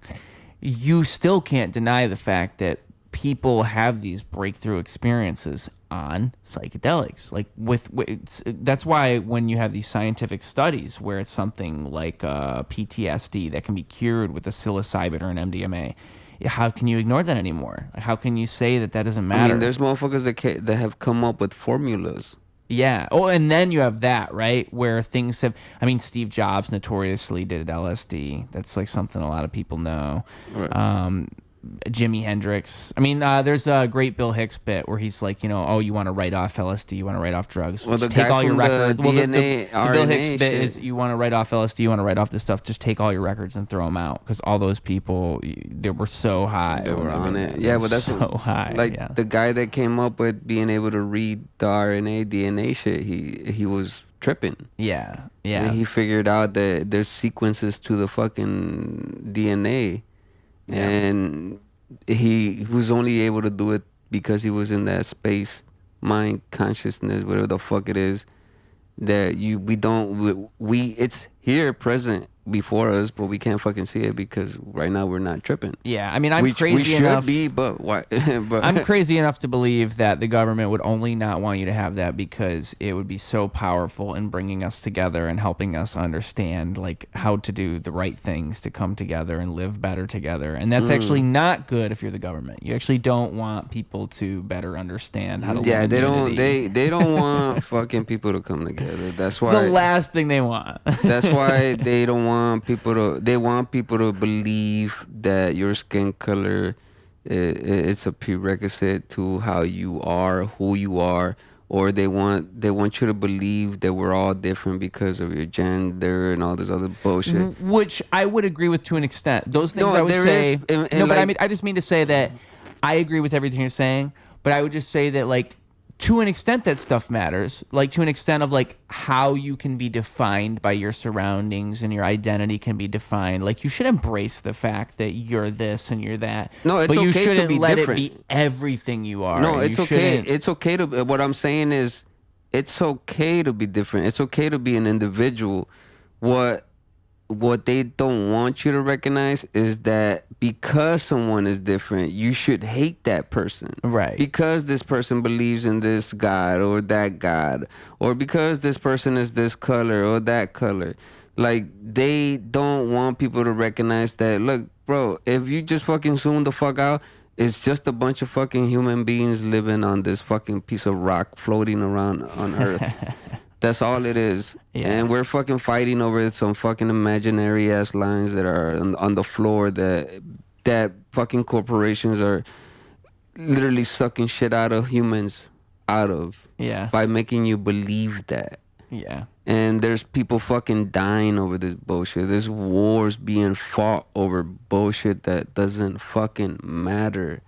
At the end of the day, everyone's just fucking human. We're all human. We all want to be loved. We all want to be fucking have a good time with our family, our friends and shit. And just, live and grow and learn. But they don't want us to fucking have that type of world. No. They don't want us to be together because there's no money in that. There's no money and everything being, hey, jolly, woo, things are fucking great. Like, there's no money in that. There's money in, like, ooh, I hate this motherfucker. Ooh, I want to do this. Ooh, I want to take the fucking oil from this person. Ooh, I want to have more power than this guy. Oh, and corporations, like, use that shit. And yeah, and I always wonder, like, I heard a quote just earlier today, and I had never heard this quote before. It's Winston Churchill, and it's talking about freedom or democracy. and he's saying like it's a terrible idea, but it's all we've got, or it's a terrible idea, but it's the best one we've got. I think is what it is. Yeah, and I because thought like, it is. oh, that's genius. Like, because that is exactly the problem with democracy and freedom. Is like it is an awful idea. It is, but it's the best one. It's the only thing that's working one. like this. Like we live in the best point in time. This is the best country to live in. Yeah. Right. I just think like we're so blind to how lucky we are, and we're letting people take advantage of us right in front of our fucking eyes. And it's easier. I think part of the problem too is we're overwhelmed with information now in a way that we've never been before. Like just the way the news cycle is and everything is like, one thing I always say is like, you could tell me anything now. I think I said this to you when I talked to you on your podcast. Like, you could tell me literally anything, and I would just believe you, because we're just at the point now where like anything's possible. Right. Yeah, because that's how the news cycle is. So like, I think people are just so numb to everything now. It's like they don't even really care. There's past caring. Maybe they cared before, but now it's just so ridiculous. I mean, that's why. And how do you regain hope in a world like that? You know, how do you refigure that system and turn it the right way? The way you separate yourself from that is by going out in the world and dealing with other people. Yeah. Well, you know what I find too is like the arguing you see online, the bickering, the hatred. You don't really see that. It's like how we were talking about the red line. Yeah, it is fucking dangerous. Yes, it is. Like, but it's not always like that. Yeah, exactly. You have to put yourself there to you witness it yourself. And what you engage with in the real world is far more real than what anybody's going to tell you. And I mean, and obviously, like, there's realities to people's advice. There's reality. Like, you should look things up. You should get information. But it's the sensationalism and all this you see online, and the way that we're trained to think of like us versus them, and like is the worst possible scenario. I think all that stuff you have to be wary of when you're getting in these types of I don't know, just when you're looking at anything on the internet. Because the internet is getting faker and faker as we move forward. What's going on is they're giving people fake power. Yeah. And people are like, oh, I'm fighting for this and I'm fighting for that. And it's like, nah, what's really happening is they're using all this animosity, this energy that's being built. They're using that to keep you in a state of mind of such. Yeah. Where you're not being positive and fucking trying to... Bro, I've said this on my show before. Like, okay, so one time I was passing by this, I'm on the highway and I'm passing by this open, empty lot, and there's like a few guys and some trucks and whatever, right? And 3-4 weeks later, I passed by. Now there's a little more trucks, and now there's like some structure being built. I'm like, oh shit. 6 months, I passed by now there's a whole fucking building. Now that there's a whole fucking thing, I'm like, holy shit. Yeah. A group of fucking guys came together, and within a little time, they built this fucking thing. Imagine what would happen if every fucking human in the world were to help each other. Yeah. Well, you know... Imagine what we could fucking build. I think the hard part when you think about that, though, is I really feel like the most dangerous people are the ones who really do bring people together. Like, you look at history, like a Martin Luther King or a Gandhi. These peaceful people who brought everybody together and encouraged peace. They tend to be the biggest threats of all, because like what's a worse threat than that if you're a government that's hoping no one gets along? Like I think that's the hard part, is like, I really even think we're at the point now where you're risking your life if you want to take that as far as you want to take it. People told me, like, hey, bro, sometimes you need to be careful what you've been saying lately. Because I've spoken about, what's going on in Mexico and shit like that. Yeah. And they're like, I'm like, yeah, you know what, you're right. Because, Yeah. But at the same time, it's the braver thing to do, to say what you think is right. You have to fucking speak out, someone has to say something, yeah. But there's a price to pay, and yeah, but then it becomes like, to me, that's like a moral question, right? Because it's like, are you willing to die for your beliefs? Are you willing to be punished for your beliefs if you believe them to be truly true, right? Because I mean, I think that's how you get people to. that's how you shift the Overton window, and that's how you get people to start self-censoring. Like, that's what drives me nuts about the way that all this stuff works with social media and all this. It's like, yeah, maybe they're not censoring you, but just by them shifting the rules all the time, and just by them making it seem like we can't talk about these certain topics, people will then stop talking about those certain topics in a way that they never did before. And yeah, sure, there was never written down a rule anywhere that says this is censored. But the thing is that that's what makes a greater connection to whoever is listening to the message. Yeah. Because they know you're being true with your words. Yeah. You know what I'm saying? Yeah. When you're putting a facade and you're speaking those words, people are not gonna follow you or want to be a part of whatever the fuck you're talking about. But if they know you're speaking about it because you literally do feel that way, then there's a greater fucking connection. It's the bullshitometer, dude. I'm telling you, it's that bullshitometer. we got a freestyle before you get out of here. Shit, I feel like it's you always do the freestyle at the end of your show, right? You'll even do it to photographers. It's so funny. Yeah, I've done it to fighters. Do they always do it? I had a few of them. They're like, you know what, I'm gonna try it, and I had this fighter. I should do it to comedians more. Because like you're inspiring me, you telling me this, like just telling me that fighters play along and rap. Sometimes they do. I mean, dude, I would be giddy. I would be so excited. Oh shit, no, but I had this one guy. And you had Conor McGregor on there. He's like, all right, I'll fucking do it. Fucking rap, fuck you up. Who the fuck is this guy? Nah, but yeah, you want a trap beat for him, you know? Yeah. No, but one of the fighters, he actually snapped. He was like, oh shit. He's pretty good. Yeah, he's good. But he's becoming an influencer. he had like one of his clips got like 2 mil. No shit. Yeah. He's like a fighter / influencer type thing. He's becoming an influencer. Yeah. Or he was already a fighter. He's doing like food stuff. He goes in the restaurant and I don't know how the fuck this happens, bro. But like he must have like a way to connect with people or some shit. He goes in restaurants and people allow him to go in the kitchen and make a dish from the fucking menu. And he makes it and shit. And then at the end he tries it. And then he does his little, his hook for his show. And I want to know his secret. Yeah. I don't know how he does it, but because I wouldn't.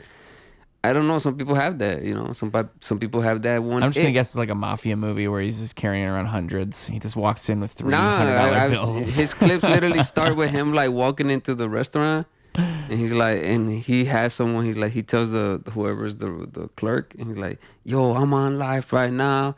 I'm with like 500,000 people watching this. Would you let me cook this and that?" And they're like, "Yeah, come on." Okay, well. Anytime you watch a video like that, I'm just going to assume that he worked something out with the restaurant beforehand and that wasn't him actually just walking in cold open. If that is... I was there for one of them. And he did that? He did it, but... like he didn't know them? He didn't talk to them before? I was there because I know the people and I was going to shoot a scene for a music video. But he's like, hey, bro, I'm just going to surprise them. I'm going to do this shit. I'm like, I didn't tell them you were going to do this. He's like, no, don't trip. So he did it, but when we walked in, there was like some little kids. So he's like, nah, fuck it.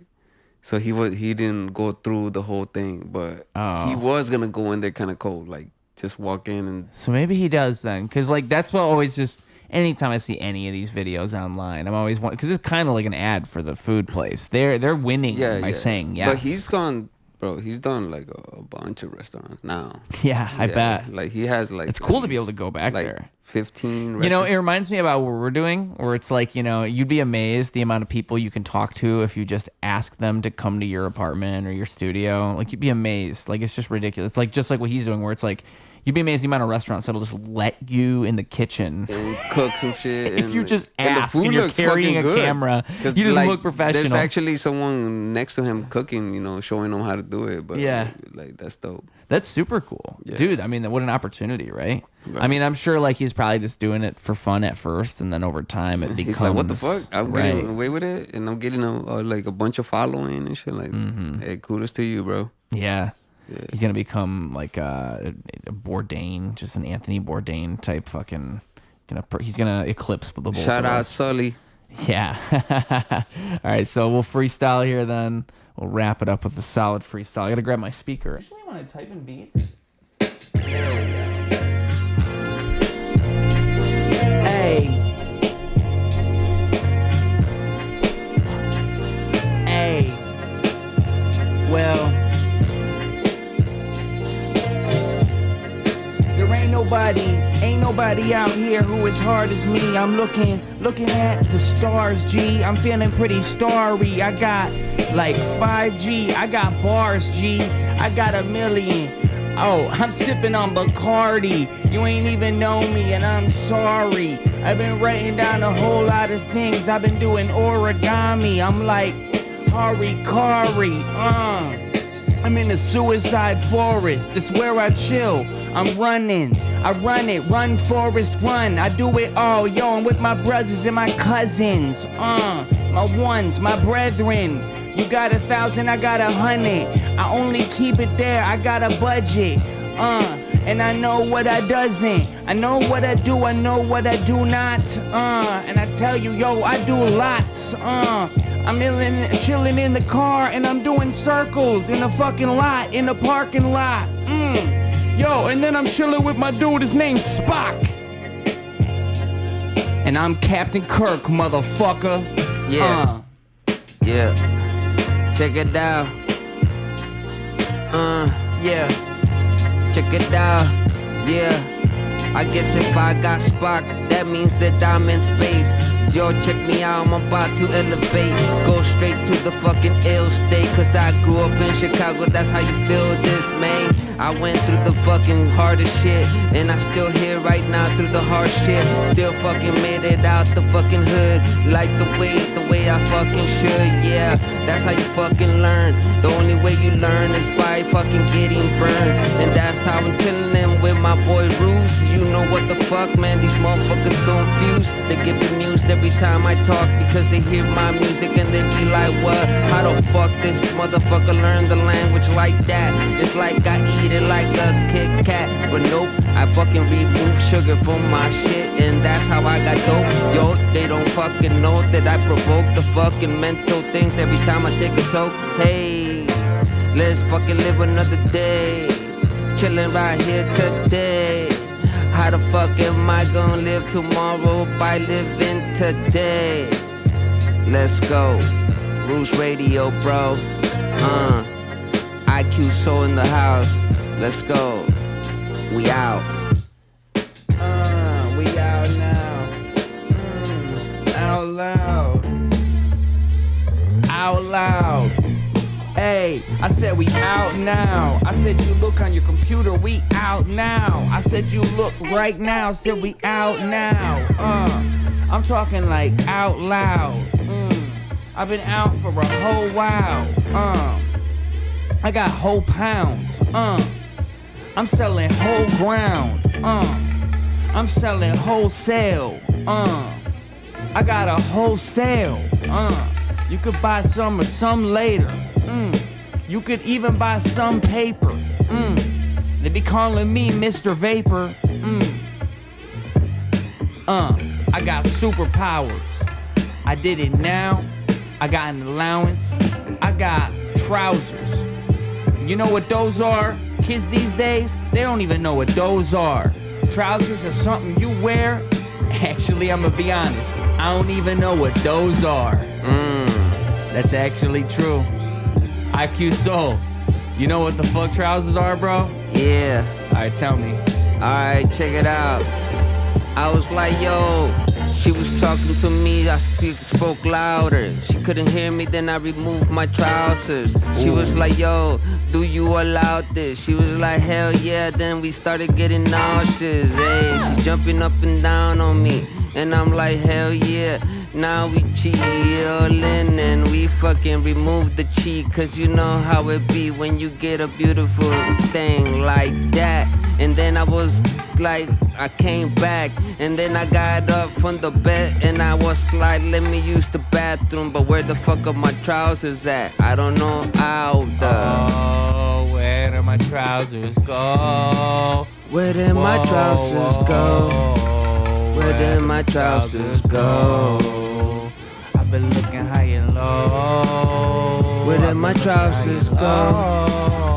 Where did my trousers go? Oh, no. Where did my trousers go? I think they probably went with the left sock or some shit, cause my socks are not even fucking matching. I'm rocking the R on the left foot, and you know what the fuck, man, that's understood. But where did my trousers for go? a minute, I came back to her house. I said, look, I hope you understand. I know this probably ain't allowed. I know your mom, she probably coming down, but she's upstairs. I just wanna look around. I just wanna see if I left it maybe on the ground. Yo, maybe you picked it up and you put it in the drawer. And maybe I could look for a minute, maybe a minute more. I'm looking for the drawers. I'm looking for my drawers. I'm looking for my drawers in your drawers. Look at me. You getting bored. She's looking like she's upset. You freaking whore. I just need a little bit. I brought my trousers to your house. You know how awkward it is to walk out and then take the train home when you're not wearing underwear, you're going commando? Can't do commando no more. No. Cause I live in Chicago, and it gets too cold, and then my thing might seem a little smaller than what it is. And that's not fair because it's cold out there, and that's how the weather is fucking is. Oh yeah. That's all true. Alright, y'all. Song's based on a true story, bro. That shit happened for real. Alright, well. Wow. Well, thank you for explaining trousers to me. I appreciate that. We'll call that the trouser song. Thank you for having me, man. Oh, thank you for being here. The other thing I do at the end of the show, I don't know if you know, but the show's for 3 to 5 year olds. That's my core audience. That's the demographic. That's who watches this. Uh-oh. So we give advice to the kids at the end of the show. All right. So the kids are going to get off the school bus. They're going to take off their earphones and they're going to approach life. And you are going to give them advice. I don't know what your advice is, what your knowledge is, what your wisdom, your little nugget is, but we've proven throughout this show, throughout that last freestyle for sure, that we are very wise men with a lot of wisdom, a lot of knowledge to give. So you're going to give them knowledge. You're going to tell them something special. I don't know what it is. You got it in you. And second, the social medias where they can find you, where they can listen to your podcast. I should say this comes out like a month from now, roughly. So if you got any like special things to announce. We can't push our fucking show we're going to do? Yeah, sadly, no. Yeah, it comes out in like a month. Forget this then, man. Yeah, just delete the whole thing. So. Yeah. Yeah, man. But the floor is yours. Yeah, well, catch me Eyeqsoul on all social media. Eyeqsoul. Again, Eyeqsoul. Eyeqsoul. Go check out the pod if you want to. He's been on it. Actually just go check out the music, man, because I'm dropping a new album that's just gonna come out soon. And my words of wisdom to the little kids out there. Look at me, right here on the good eye. Wait, this is actually the good. Yeah, just be fucking real. Don't be fake. Just be real. Don't be fake, boys and girls. Did you hear that guy? Do you believe him? Just be real, don't be fake. Because we've all got a bullshitometer deep inside of us. Mm-hmm. We've all got Big Brother. Because the truth always comes out, The truth always comes out. You know, nature always wins. That's one thing I like to apply to that one, too. Because I think that's kind of like a universal truth that also applies to that, right? Like nature is reality and nature wins, like every time. Like if you play it out over time, nature, that's kind of why I have faith that like art will be good again and things will stop being so commercialized and art's gonna kind of become good somehow. Like just in all industries, everything's become so commercial. You want to talk gaming, you want to talk film, you want to talk music, it's anything. Only the thing I think it's just real's gonna win, nature's gonna win. Real is gonna win because at the end of the day, real people, real connections is what matters. It's not even about the money. It's not even about the glorification of all this bullshit. It's more about the connection with the person I'm having. Yeah. If I could connect with someone in a real way, then I'm being real. If not, you're gonna know I'm fake. Done and done. See But ya. you know what? You know what the part where it goes wrong is when people can't tell the difference and they don't even know what real is. It's like those are the people you gotta like. They wouldn't know what the advice you're telling them is if you told them because they don't know what real is. And like that's why I think real is valuable because it's not everybody that's real. It's not everybody. Not everybody knows wants how to be real. live that life and shit. Yeah, and they start living this facade and it doesn't hold up.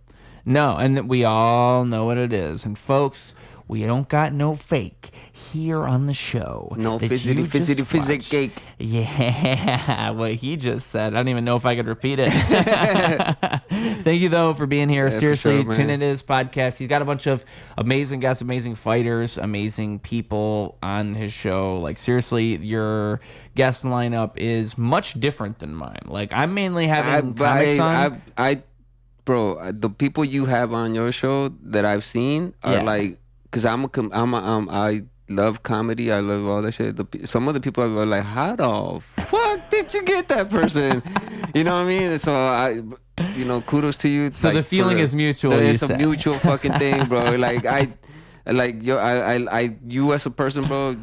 You're cool as fuck, and like that's why I'm like when obviously people are not gonna know about the show, but that's why when I was like, yo, I gotta have you on the show. Yeah, you know what I'm saying? Because it gotta be that way, bro.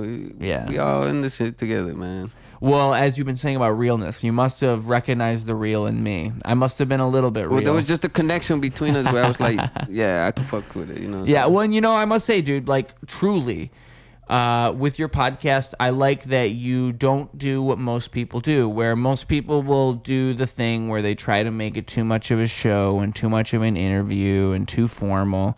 And that's actually, like, I think you're fucking up when you do that. Unless you've got a really good angle, then you're kind of fucking up because you just kind of put things on the rails too much and you make the other person a little too just on edge because they're... Even if they get into a natural flow state and they start talking about something, you're so worried about keeping everything with the questions you've got. Right. But you don't do that stuff. No. And I don't do that stuff either. And so, but most people do that. And so when I watch what you do, I commend you for that as well, because I think that leads to quality, genuine moments with the people you're talking to. It's a real connection because you end up actually going somewhere with them and talking with them and finding something with them rather than having a preconceived idea of what your interview is going to be.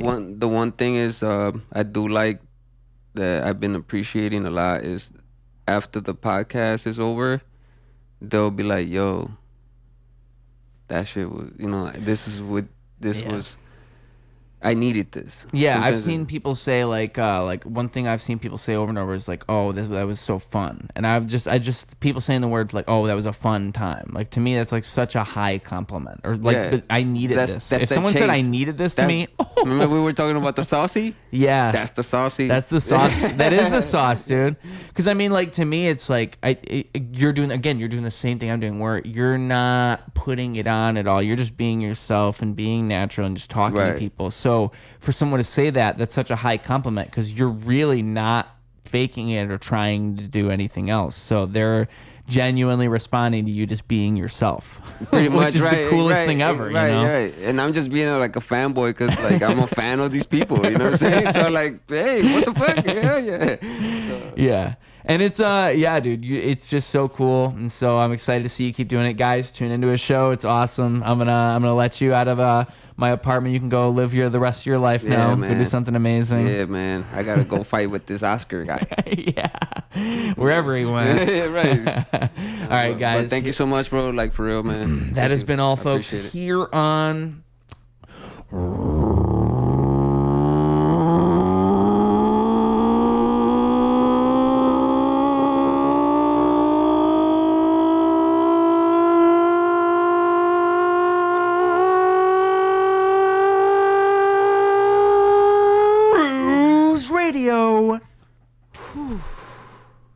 Clocking out. Double down, competition couldn't help him to rock. Missed the whole time, holy fell through the flock.